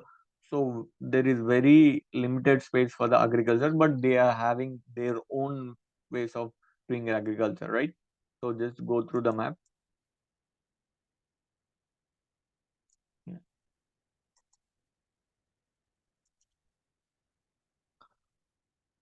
What are the main culprits of the land degradation in India? So, when we take the stats, the main culprit or the main reason behind the land degradation is water erosion, that is contribute 10%, and vegetation degradation, nothing but more use of what you can say chemicals, all that contribute to 8 or 9%, and wind erosion. You know that water erosion is nothing but running off during the rainfall or during any tank leakage, all running heavy water, that is nothing but water erosion. Wind erosion is nothing but high speed winds will what you can say just take away the what you can say upper layer nutrition one field to other fields, or the pollutant from one field to other field, that is wind. So you can say rate that water pollution around 11%, vegetation degradation around 9%, and wind erosion around 6%, right? These are the causes. Desertification, overgrasping. You know that overgrasping is nothing but just you what you can say allow your cattle is grasping. They simply what you can say not only eating their necessary, they are eating the roots of the particular plant also. So when we eat just the leaves, it has a high chance of growing in a week or 10 days.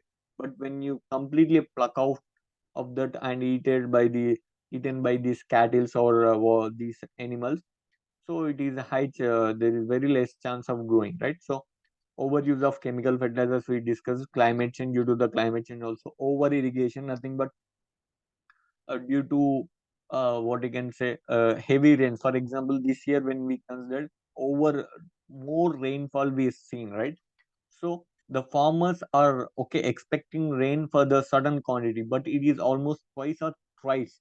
So that is the reason this year's what you can say wheat production, they are right, broken rice will be more, right? Shifting agriculture, nothing but the cleaning forest and doing or shifting one place to other place. These are the most important causes, just remember. So these are the percentage. And over grasping, if it is more almost 35%, over cultivation on 28%, and the deforestation, nothing but cutting down of trees or the cleaning the forest area, maybe for the agriculture purpose or for the development purpose, right? Viscous circle of land degradation, you can see. First, with increasing population, we need to have the more what you can say, yeah. With the increasing of population, we need to have what you can say more what you can say food availability, right?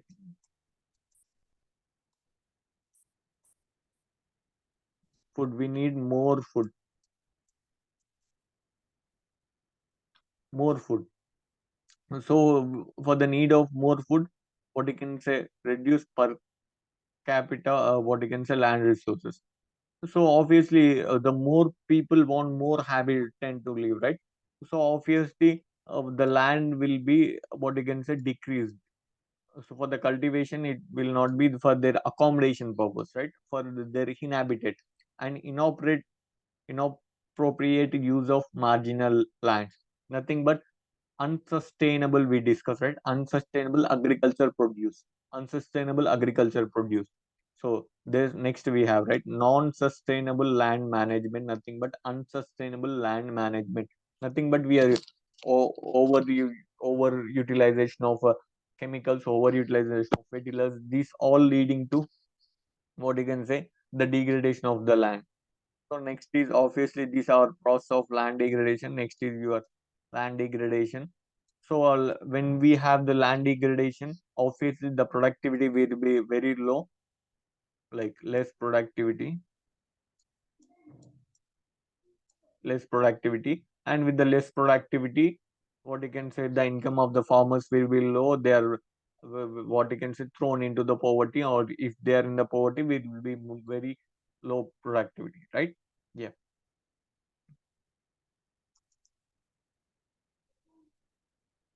Yeah, this is the viscous circle of land degradation. How the increasing of population will, how increasing of population.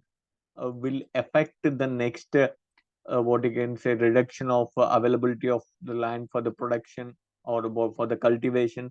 Then the cultivated land also, when we are not using a sustainable management of land management, obviously it leads to the land degradation. With the land degradation, very low productivity. With the low productivity, the income of the farmers will be very low. With the low income, obviously they will be thrown into the poverty, or if they are in a poverty, very like very low, more poverty, or what you can say, more thrown into the deep into the roots of poverty, right? These are, just go through the map or go through the diagram. It is very important. Yeah.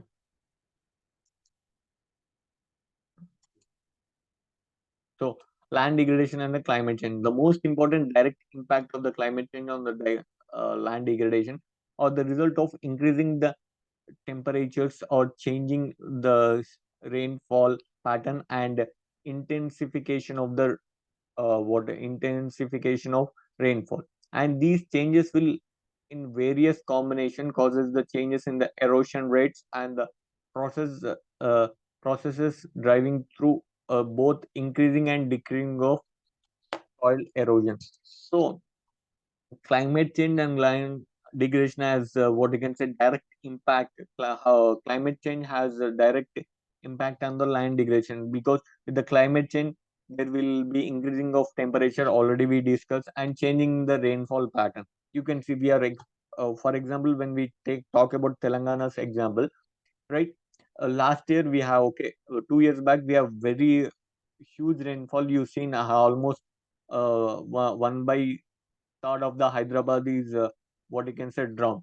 And this year's more not in Hyderabad but in Karimnagar, Nizamabad regions, and most of the farmers were expecting the rainfall, but it is 2 year almost twice or thrice more than expectations, right? So with the changing pattern, with the climate change, all the it will be changing the raining pattern, all intensification or the intensity of the rain will be different. So farmers who are expecting only required amount, it is more than sometimes. But maybe in the coming years, 1 year will be more rainfall, 1 year will be less rainfall in the in different pattern. So it is mainly due to the climate change. With the due to the climate change, there is high chance of land degradation also, right? And combinations maybe with the climate change, sometimes what you can say, there is increasing in the soil erosion, sometimes decreases. There is a both chance of combinations, right? And the process of land degradation, we already discussed this. This is a given notes, note down, right? A large array of in interactive physical, chemical, biological, and the human processes led to the land degradation we discussed, right? Fresh water wetlands provided a very large number of ecosystem services such as the groundwater replantation and food protection and nutrition retention and biodiversity hotspot, right? And loss of wetlands since 1900 has been estimated at 55% globally, and since 1970 it is 35. So you know that wetlands, how it is one of the most important for the ecosystem services. In the wetland, you have the what you can say water bodies, a wide variety of flora and fauna, and different species there, right? So from when we take almost 100 years from 1900, almost 55%. If there is 100 wetlands across the globe, 55 wetlands lost. I mean, what you can say, lost due to the this land degradation or the climate change. And by after 1970, another 35%. All right, almost what I can say, 80% of what you can say is 80% of the wetlands are lost due to the land degradation, right? Yeah. And this is soil degradation, right? These are the factors: climate, soil, abiotic interaction. The first we can come up with this, right?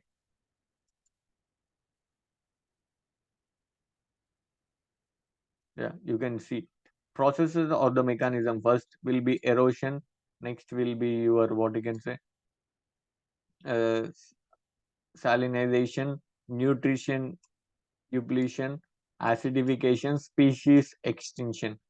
Here remember, the species extinction is nothing but what you can say after erosion. You have salinization is nothing but the salt content will be increasing, right? If the salt content is increased, the nutrition duplicant is nothing but of nutritions will be minimized and the nutrition content will be reduced. After the nutrition content is reduced, acidification is nothing but when animals or the plants, any species consuming is that maybe they're falling ill or leading to death.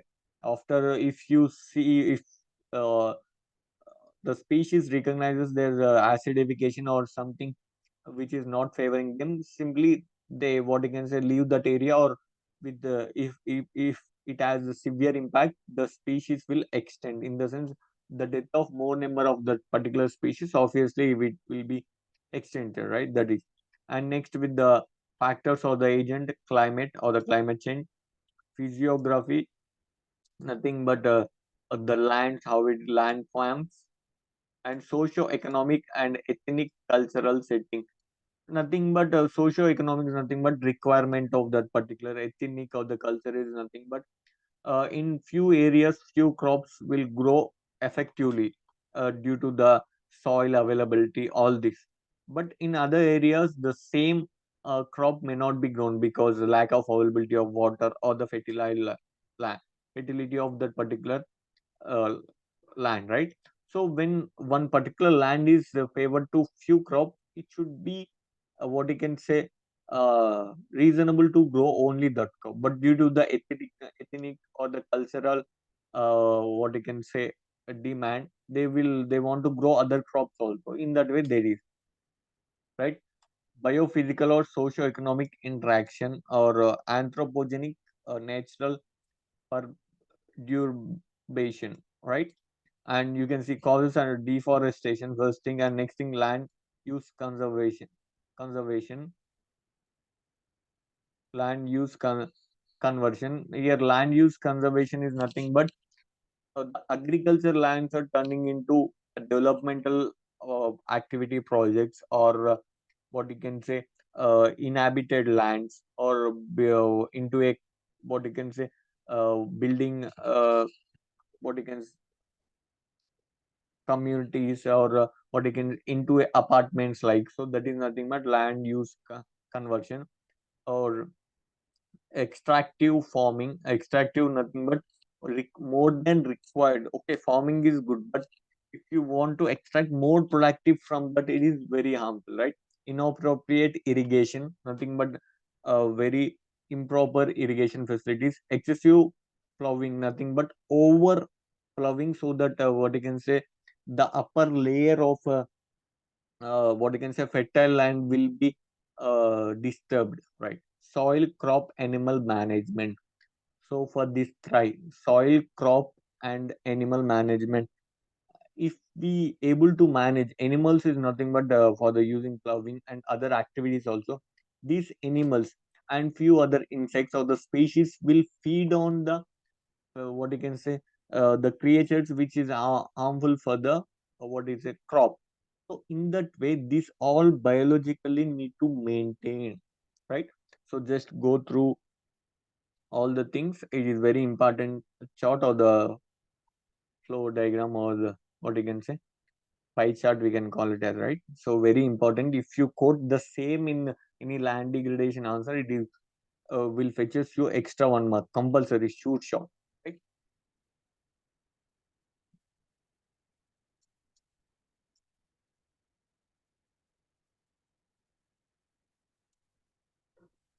Next one, yeah.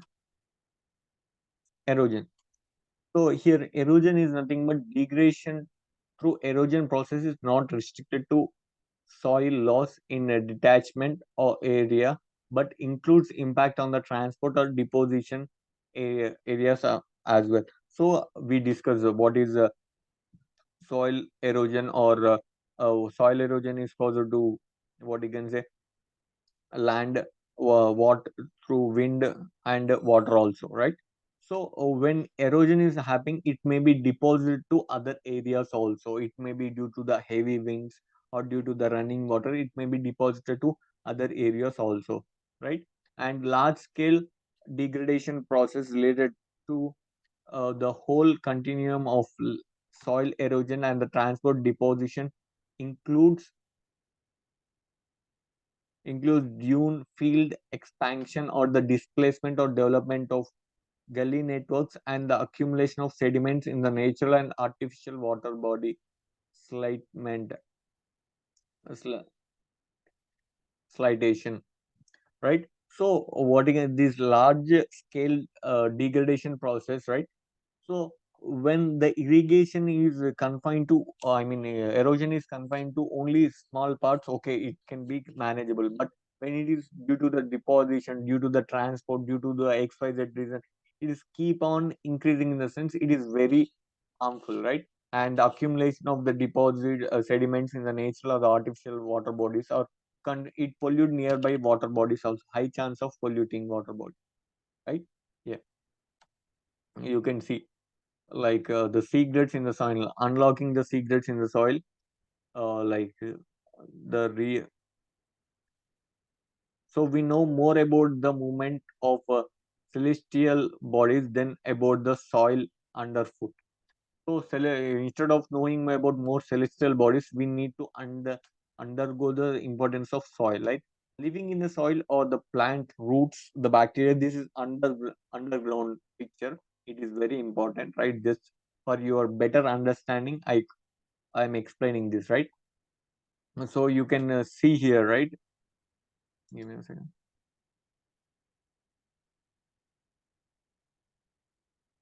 Yeah. So this is, you can see bacteria, the plant roots, bacteria, fungus, protozoa, algae, meats or metatodas, worms, ants, mangoes, insects, grabs, or large animals. This will be mostly inside. You will be helping out for the plants growth all. The science of the soil. Soil is made up of about 45% mineral, 25% water, 5% organic matter, and 25% air. So 45 is to 25 is to 25 and 5. So 40. Remember, this is very important data. If you quote, it adds you the what you can say that it will work as a value addition. ఈ stats ఇవి నార్మల్‌గా maybe మీరిది static data అనుకోవచ్చు. But ఇది మీ ఆన్సర్‌లో mention చేస్తే ఏమవుతుందంటే వేరే answer aspirants just definition రాయడం గాని, ఎక్స్‌ప్లెయిన్ చేయడం గాని చేస్తారు.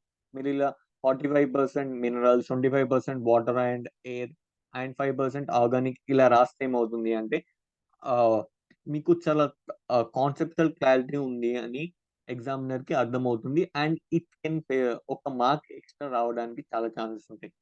Very healthy soil has the amazing water retention capacity. 1% increase in the organic matter result as much as 25,000 gallons of available soil water per hectare. So the very healthy soil or the more fertile soil ఒక future ఏంటి అంటే water retention capacity. అంటే మనం ఎప్పుడైతే water fields కి పెడతామో ఆ quality soil ఉంటే ఏమవుతుందంటే వాటర్ రిటెన్షన్ అంటే it can hold that water. అలా వాటర్ ని హోల్డ్ చేస్తే ఏమవుతుందంటే వెన్ క్రాప్స్ విత్తనాలు వేసినప్పుడు క్రాప్ ప్రొడక్టివిటీ ఆబ్వియస్లీ పెరుగుతుంది, right? Clear? And you can see 1 teaspoon of healthy soil contains 100 million or the 1 billion individual bacteria, right? You can see just teaspoon of healthy soil or the fertile soil. Healthy is just remember it as a fertile soil, right? 1 billion individual bacteria. And you know that what is the advantages of earthworms. It will make the soil what you can say very fertile. Earthworms very important. All of those what you can say soil microbes in 1 hectare feet of soil weighs more than 2 cows, right? So in these soil microbes, if you take 1 hectare, right, almost it is weights more than the two cows, almost 100, 150 to 200 kgs, right? Yeah. And earthworms population consumes 2 tons of dry matter per hectare and per year, partly digesting or mixing with the soil. So you know that how earthworm it eats away, feeds on the soil, and what you can say, it maintains that fertility of the land, always improves that, right? And healthy soil is key to feeding 9 billion people by 2050. Or the fertility of the soil, this is very important how the government is working on this to improve the fertility of the soil and providing the uh, necessary information, or the sometimes scientists or few areas there is what you can say, coming up with this radioactivity or free toll free farming, what you can say, helpline numbers. And in a few areas in Sangareddy, or in rural Sangareddy area, they started the radio for the farmers purpose.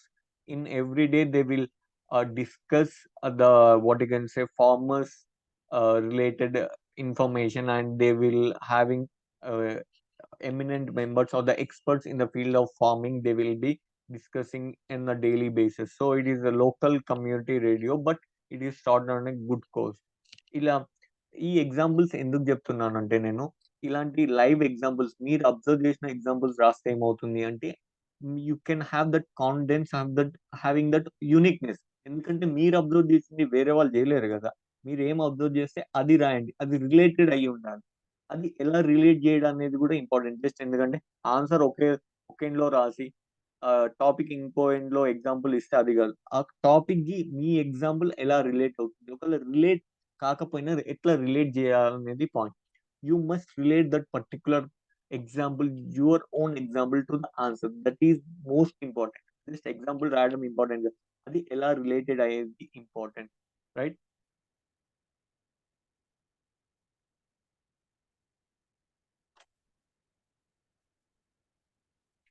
I'll just give me a second. Yeah.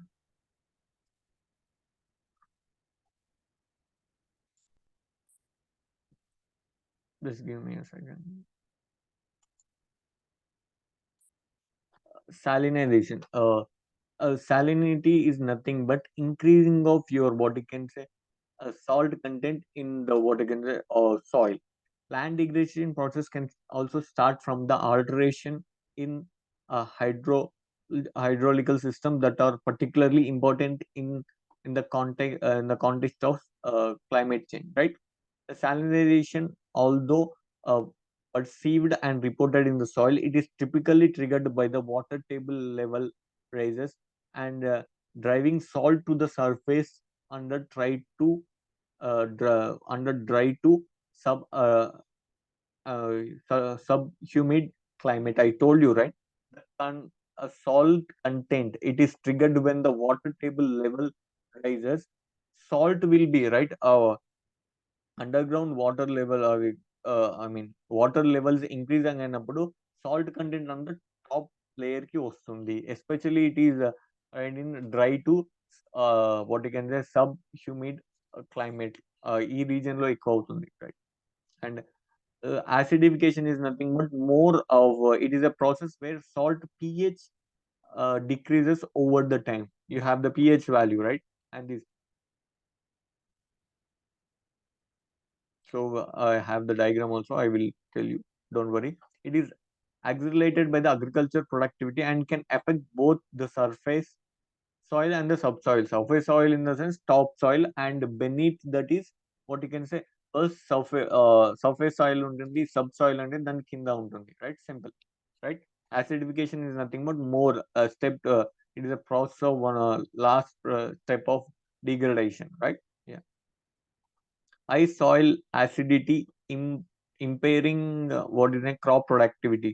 Obviously ఎక్కువ acidity acidification అయితే అది unfit for use, mostly unfit for you can nothing but, for example, when you grow a fruit it will mostly sour in taste because due to acidification, right? Extreme rainfall uh, acidifies the land in North India's northeastern states. The viscous cycle of the frequent heavy rain events degrading the lands, which again causes the more floods and henceforth the degraded land and cripples agriculture livelihood. So more rainfall వల్ల wash out అవుతున్న area అలానే ah, when crops is cultivated or ready to cultivate when running water will wash out the upper layer right. అలా upper layer wash అవుతూ వెళ్తే there is no what you can say no chance of what you can say next దాన్ని మళ్ళీ ఆ ఫెర్టిలిటీని regain చేయడానికి chance ఉండదు. అలా ఆ రన్నింగ్ వాటర్ ఫ్లోని మనం కంట్రోల్ చేయాలి. When it is rain. So we need to channelise that is the reason there is most we are discussing on what you can say rain harvest method.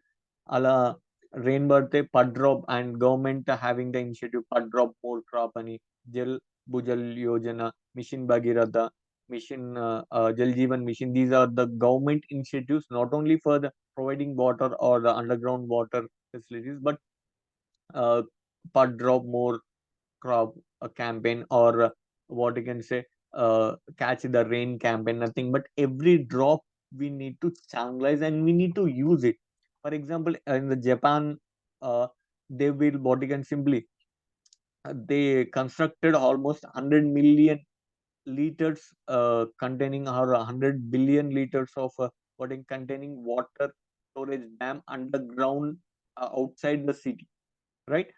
And the rainwater will be stored in that, right? After the requirement of the require meeting the capacity of the water, remaining water will be transferred or what you can say uh, channelized through nearby lake or the river lake, right? Water body. So that is they constructed in the prior what you can say in to have the solution for the water scarcity and over rainfall or the they using the rainwater for their productivity also or for the betterment also, right? And after the excess water they simply release to the nearby a lake or the channelize that into oceans, right? Yeah. Contributing factors, applications of high level ammonium based nitrogen fertilizers to the naturally acidic soil. So nothing but when we use ammonium based nitrate fertilizers, it is naturally very acidic in nature, right? Leaching of a nitrate uh, nitrogen originally applied and as ammonium based fertilizers. Nitrogen based fertilizers is very helpful. That is NPK levels ratios. It is very important. We will discuss in later of the class. NPK levels we call it as nitrogen, potassium, and all this. And ammonium it is very dangerous and it has high acidic content. Harvesting plant materials is alkaline. So when it is removed, soil is more acidic than if the plant material had been returned to the soil. So when during the harvest time, the metals or the plant material it is alkaline. So when while harvesting time, we need to be conscious how we are harvesting all this. After harvesting, we need to what you can say need to ready the field for the next crop, right? For duration of time, we need to maintain that soil or the land. Land acidity increases when the metallic minerals like what you calcium, magnesium, nitrogen, and potassium, right? Uh, etc. or lost from the soil. Only hydrogen ions remains. So these acidity will be increased when the magnesium or the potassium, nitrogen, these are released from the soil. The acidity will be increasing. These materials get removed from the soil due to extreme rainfall or the flooding. I told you, running water or the heavy rainfall. After heavy rainfall, we need to channelize those water. If we don't channelize it, if simply what you can say wash out all the materials available in the top layer and enter with the crops also, right? Yeah. You can see this is the what just give me a second. So this is how when we nitrates in it uptake of minerals to the roots, right? Here hydrogen and nitrogen ammonium contents Here the nitrification process, a leaching of nitrogen, right? Ammonification. This is so nitric sulfide. So these are this, right? So this is it. If you draw this diagram also, it is very effective, right? So that is for the clear and easy understanding. I am explaining even the diagrams also, right? Just go through the diagrams.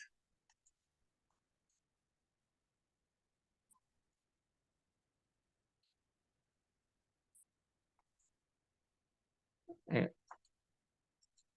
So I told you just go through the diagram.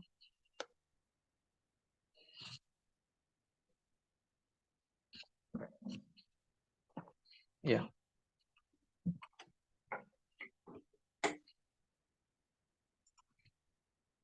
Yeah. Acidic soils in India. You can see acidic, what you can say, more than 6.5%, or what you can say, nil degrees. And this is,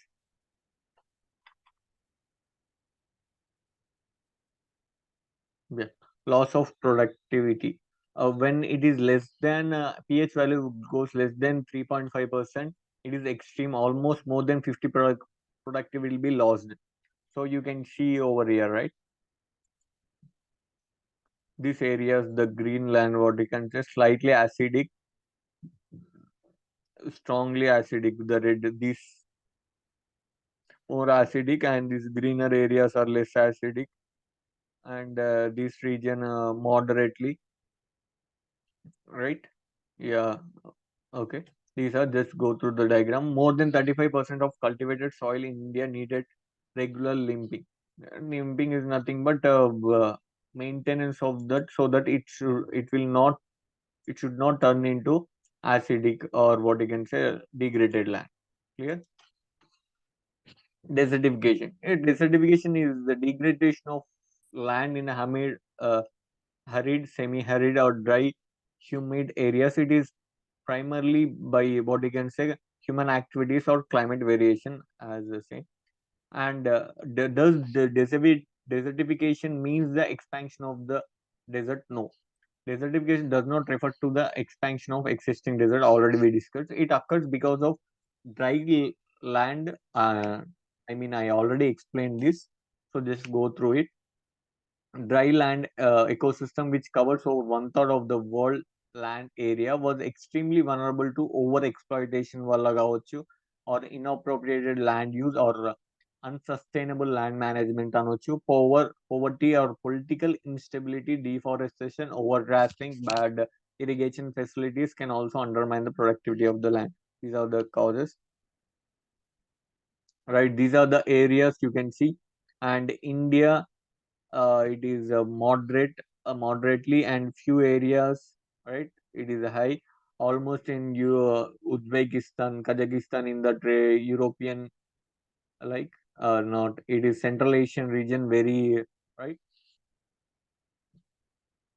Cause of desertification, we discussed the climate variation and the human activities, and climate change, or the droughts, or the moisture loss on the global level. Climate variations అంటే ఏవి, right? Human activities, over grasping చెప్పాను.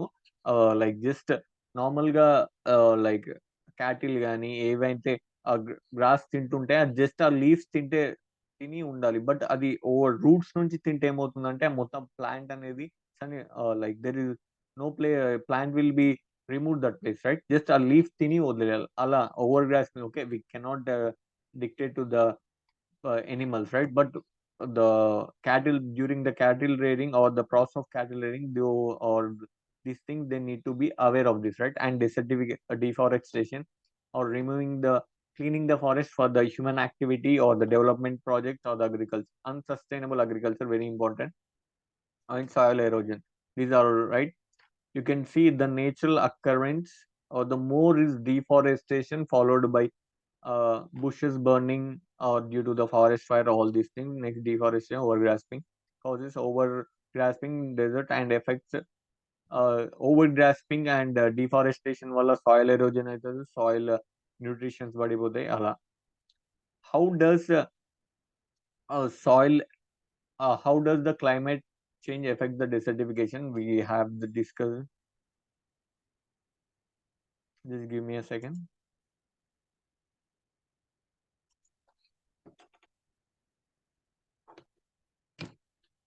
So, what you can say, how our desertification affects on the climate change? Desertification affects the climate change through the loss of fertility of land. Desertification, you know that almost deserts around time అక్కడ mostly crops పండించడం next to impossible కదా.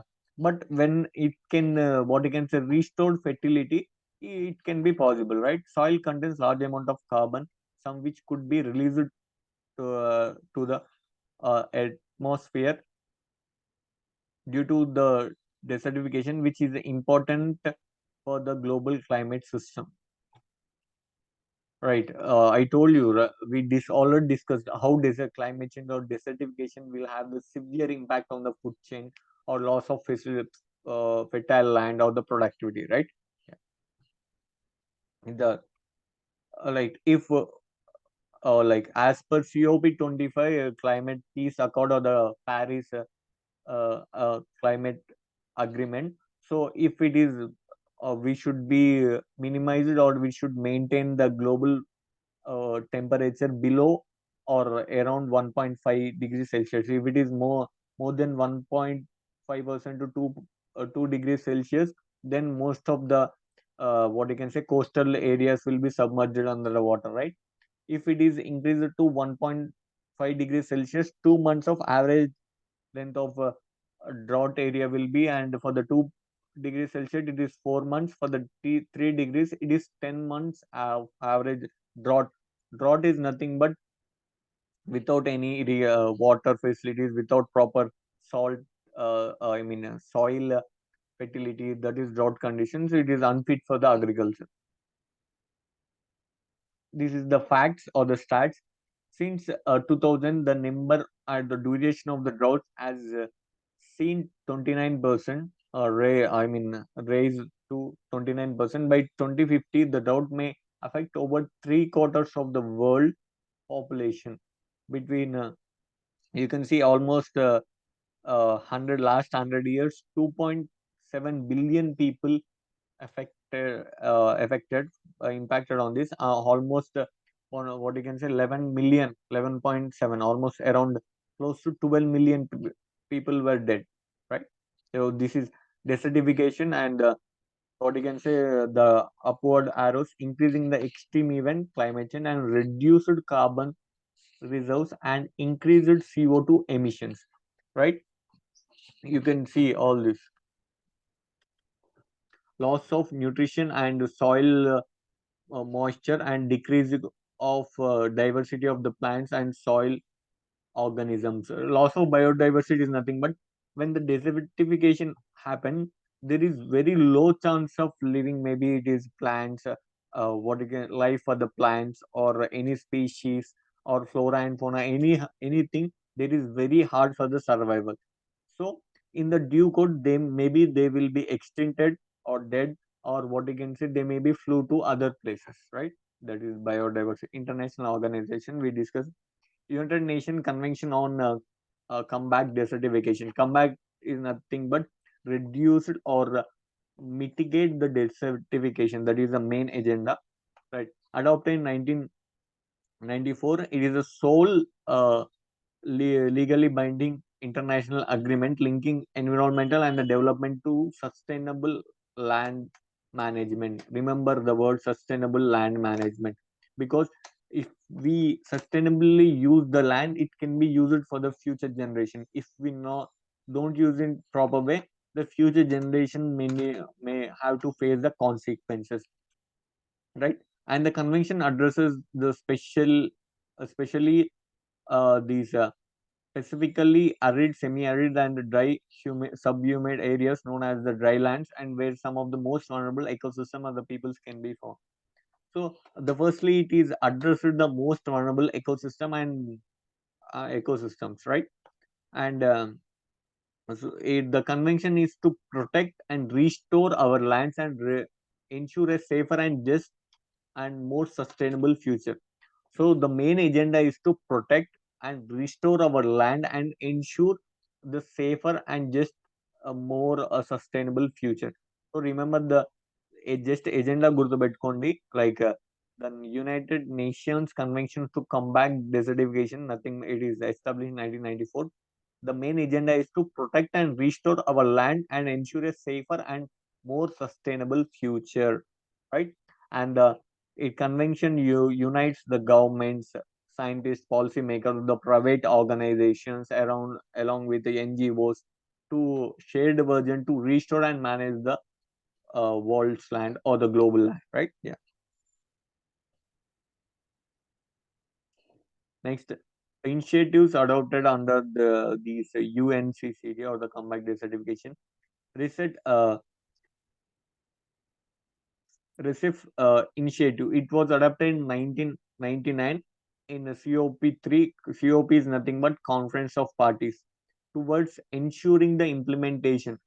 So for the implementation of what I can say, it is uh, established in 1994 and duration of 5 years for the next 5 years. After the 5 years in 1999, under the COP3 Conference of Parties third uh, enacted that to ensuring the implementation of this United Nations Convention on Desertification should be implemented. And next, Ankara Initiative, it is what I can say established during the COP12 to strengthen the implementation, right? To strengthen the implementation of this convention on combat desertification and leverage the full range of those skills and expertise and experience to provide the practical support for the achievement of this land degradation neutrality. Remember the word land degradation neutrality. This Ankara initiative is come up with what you can say to use the strengthen the implementation as well as to enhance their skills and expertise to provide the proper or what you can say support the proper practical support for the achievement of land degradation neutrality, right? So for this they come up with this Ankara initiative, right? So you can see land degradation, land over 120 countries has engaged with this land degradation neutrality and target for setting the sorry, yeah, considered program has been made since 2030 agenda adopted. I hope you know the what is 2030 agenda is nothing but sustainable development goals. We already discussed. One of the out of 17 goals, land degradation or the land neutrality is one of the goals, sub goals of it, right? And land degradation neutrality represent a paradigm shift in the land management and policy practices. It is a unique approach that counterbalance the expected loss of productive land with the recovery of degraded land. So neutrality is nothing but if uh, 10% we know that with the due course of time 10% land will be degraded, right? So we should compensate with at least 10 or 50% land will be what I can say recovered, should be recovered to from the degraded land into what you can say fertile land or more of a cultivated land. ఆ 10% loose అవుతుంది కాబట్టి at least ఇంకో 10 or 15% or 20% చేస్తే అప్పుడు ఆ neutrality ఎంత loss అవుతుందో అంతకు మించి మనం గెయిన్ చేస్తున్నాము అని చెప్పడాన్ని న్యూట్రాలిటీ అంటారు, right? Yeah, next this is right. You can see degradation, more of a sealing or the conversion of land, grasslands of arable to the arable land of deforestation. Improvement. ఇది పైకి వెళ్తేనే like you can see the balancing gains and losses, right? Improvement, restoration జరిగి unsealing or the deforestation కాదు, afforestation అంటే planting of or increasing the green cover or the forest cover అనొచ్చు, right? So మనం already discuss చేసాము green great green wall initiative by the African union. It is a symbol of hope in the face of one of the biggest challenge of our time, desertification. It launched in 2007 by the African Union and is a game-changing African-led initiative aims to restore Africa degraded landscape and transfer the millions of life in one of the world's poorest region, Sahel. You can see all this region, the yellow region or the focused area. starting from you can see the Mali, Niger, Chad, Sudan, or the South Sudan, Ethiopia, right? Ethiopia, Ethiopia, right? So these are, and all the participating countries, Nigeria and Ethiopia, these are also participating countries. But the yellow line, it is focused area for this Great Green Wall Initiative by African Union. You can see these are to restore 100 millions of hectare degraded land, right? And one of the humanity the most precious natural the grow the fertility land will be the what you can say most precious natural asset, we know that. And the economic opportunity for the world's youngest population, that is. And with the fertility land, more of we can have the more food productivity, that is food security, right?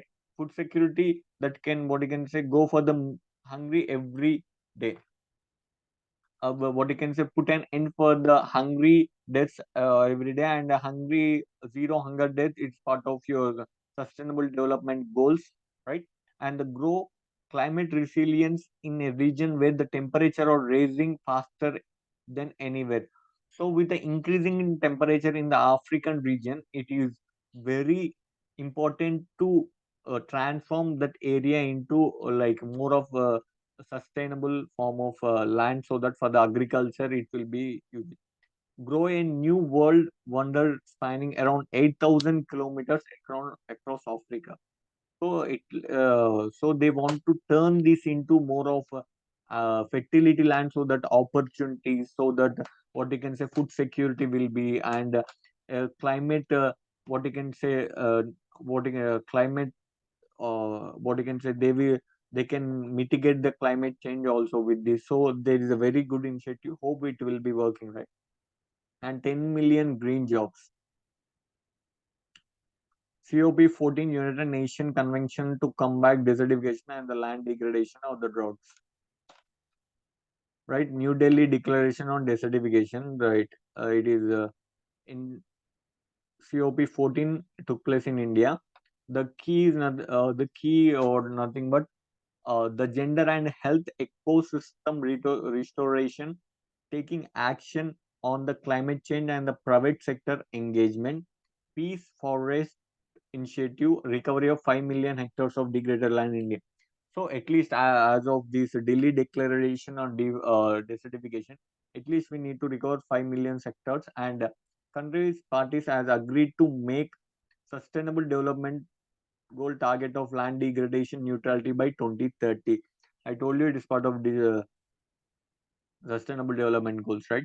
And land under the threat. So you can see these are the stats in India. We have geographically 328 million hectares, but almost 30% of the land is degraded, right? India please restoration of degraded and deforested land by 2030, 13 million hectares we restored. And in coming 10 years we will restore additional 8 acres, 8 million hectares of land, right? Not a simple thing, right? So these are India restoration efforts are leaving out of the most of it degraded land. So this is not degraded and this is degraded land. Excessive cultivation of the soil erosion and the deforestation are degrading India's land. Excessive cultivation in the sense more of commercial crops or the cash crops we can call it as, right? So that is land not used under cultivation. 60% of the land in India is under cultivation. So on just mere 40%. And other 60% with the inhabitant with the what you can say developmental projects, more land what you can say reducing under the cultivation. Every year the cultivation of land is decreasing per capita. The global indices, what you can say, this is it is a flagship publications under these what you can say they will system challenges underscores the land system challenges. And showcases the transforming uh, so what you can say transforming transformative policies and practices and points to the cost effective paths to scale up the sustainable land and the water management. So there's a global, what you can say, global output, sorry, global land outlook report. It is enabling, what you can say, how the transformative policies or the practices points to cost effective paths to, because to scale up the sustainable land and water management. Here cost effective paths in the sense, every country or the developing countries cannot afford the, what you can say, cost of these degradation of land, all these things. So they are, what you can, showcasing what is the process, what is the necessity of this, what is the uh, way to do this, and everything is under this, right? Everything in a proper way that so can they achieve the thing, right?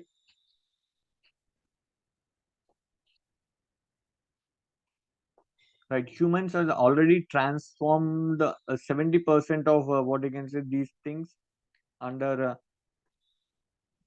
land area from its natural state, causing unparalleled economic environmental degradation and contributing slightly to the global warming, right? Already transmit. So you, what is the more than required, we almost 70% of the it lands its nation, causing unparalleled. So when we like, you know, that it is a balanced stage. When we use more land than what we required, obviously it is, what you can say, imbalance, providing that unparalleled environmental degradation, which is, what you can say, impact on the global warming, or the, what you can say, impact on the human lives also, right? Yeah. So you can see all these things: safe operating space for the humanity, the food, the water, income, gender, education, like, what you can, resilience, jobs, energy, and inclusive sustainable development, right? Ozone layer, atmospheric loading, chemical pollution, all this is very important chart. Just very important. Just go through it, right? Deforestation, nothing but cutting down of trees for these, what you can say, all cutting down of trees. That is the forest biological. What is forest biological diversity? The forest, it refers to all the life forms found within the forest area. So within the forest, what are the forest area and ecological roles they perform? So forest like, we have the flora and fauna, different species, everything everyone has one important role, right? So that is nothing but the forest biological diversity. Each one has important roles, and it can be considered at the different level, including ecosystem, landscape, species, population, and genetics. So each species has a different role. That is, so these are, with the intact forest fauna community and the large uh, bodied vertebrates still present. So here the second one, you can see the fauna community degraded and the large vertebrate lost, and larger seeds of carbon dense trees stop being dispensed, right? So in the first area we have more of forest cover, more species, everything with, but with the deforestation, with the, what you can say, very less animals, very few flora and fauna, very all, what you can say, first, when we talk about a picture, it is more colorful, more, what you can say, more iconic, with the more all the species more active. But when it comes to second, it is very less species, all these things, right? Yeah. The forest cover 31% of the global area. Forest cover as per 31%, right? This is in India. We have, what you can say, we already discussed, around we have 328 million hectares Indian total area, but almost 30% of the land is degraded. Just go through the chart, nothing more than that. Global forest area by the climatic domain. Just see that these are tropical areas, 45% barrel, which is mostly unfit for the, um, not used for more any purpose, and temperate 16, and subtropic. So tropical, we live in a tropical area. And the key goals or the targets are indicated relevant to the forest area. So this is the Archie biodiversity target 5, nothing but the rate of loss of natural habitats include the forest. It is at least upheld or where this feasible bought close to the zero, or degradation or the fragmentation is significantly reduced. So Archie goals, it has what you can say 20 goals out of the target 5. Fifth goal is nothing but to rate of loss of all the natural habitats, including the forest. It should be reducing close to zero, so that the degradation or the fragmentation significantly reduced. That is, and you have the United Nations strategic plan for the goal, right? Reverts the loss of forest cover the worldwide and through the sustainable forest management. Remember the one sustainable forest, including the production, restoration, forestation, reforestation, afforestation, and increase to prevent the soil degradation, forest prevent the forest degradation and contribute to the global effects of addressing the climate change. So for the proper sustainable forest management is need of the hour. Remember, sustainable for forest management కావాలి అని ఒక prime అజెండాగా what you can say strategic plan for the forest goals ఉంది, right? It is enacted. New York Declaration, it is what you can say rate of it, what you can say at least half of also of the rate of loss of natural forest globally by 2030, strives to end the natural forest loss by 2030. So nuclear declaration on the forest is what I can say. It want to put the forest loss by 2030. It should completely put an end, and it calls for the restoration of an area of forest and cropland that land is larger than India. So when they want to restore the entire almost around 300 to 400 million hectares, that is the land more than India, right? So it would reduce the carbon pollution between 4 to 8 billion tons every year. So that is, and is India part to the nuclear? So India as of now it is not ratified New York Declaration yet, right? And this is the annual rate of forest changes. So in 2020, almost we reduced, right? Million hectares, it is 4 million hectares. Since 90, it is estimated that 420 million hectares of the forest has been lost through the conversion to the other land use, and although rate of deforestation has decreased over the past 3 decades. So conversion is nothing but the land which is maybe the forest. Previously, it is forest. Maybe it is now used for the developmental project, or else used for other what you can say for agriculture purpose, or using other inhabited purpose, building homes, something like that. It is not nothing but conversion, right? Yeah. Main drivers of deforestation are the agriculture expansion. It is very main drivers of deforestation or the forest degradation or loss of forest biodiversity, because you know that the podu or the shifting slash and burn, these are especially the tribal people, that is. And with the latest in Telangana news is regarding podu cultivation or the podu farmers, podu boom la valla, like they killed an inspector, right? That is very devastating, what you can say scenario, in that they killed an forest range officer.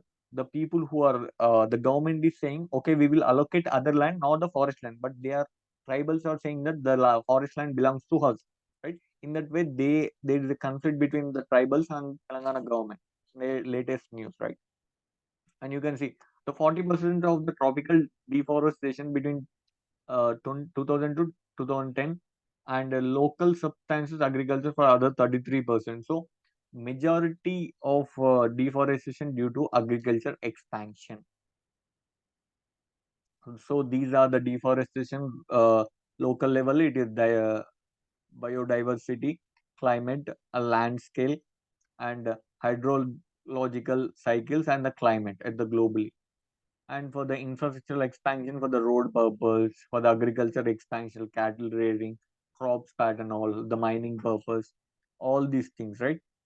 So this go through it. It is very important chart. నేను chart కూడా ఎందుకు explain చేస్తున్నా అంటే మీకు ఆ clear ఆ minute point కూడా మీకు క్లియర్ గా అర్థమవుతే చాలా నీట్ గా పాయింట్ ని రాయొచ్చు అని చెప్పి అండ్ ఎక్స్ప్రెస్ చేయొచ్చు అని చెప్పి చెప్తున్నాను.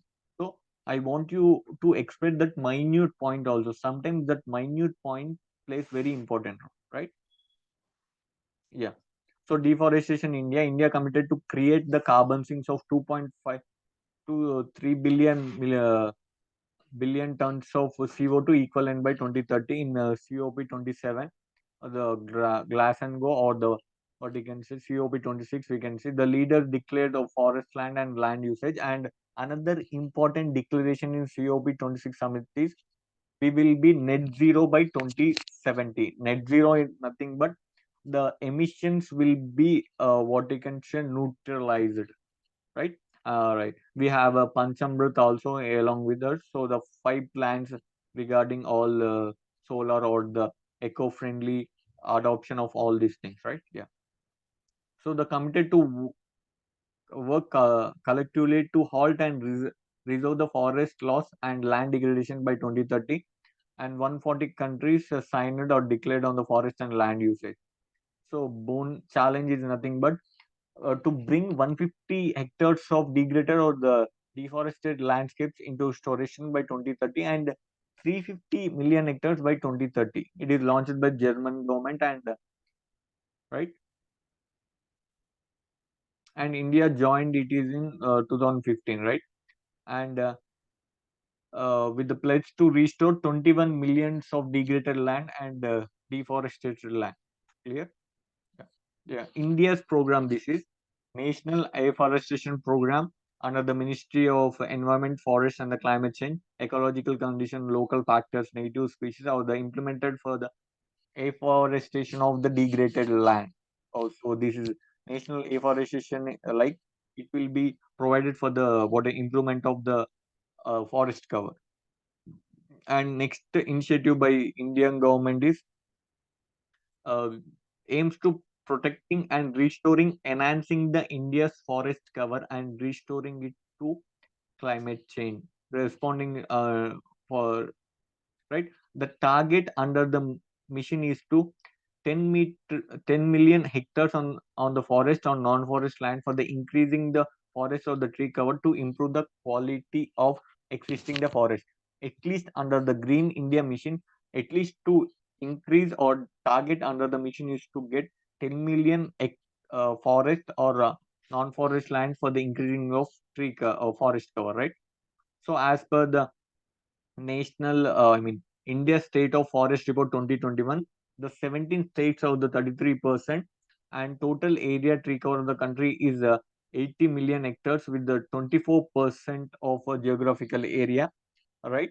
So we already discussed about Indian state of how the Telangana government and with this Telangana Harita Haram initiative, how they increased almost largest, both AP and Telangana have top grown forest covers, more grown forest cover. These are the grown forest covers. You can see Telangana and Andhra Pradesh are the top.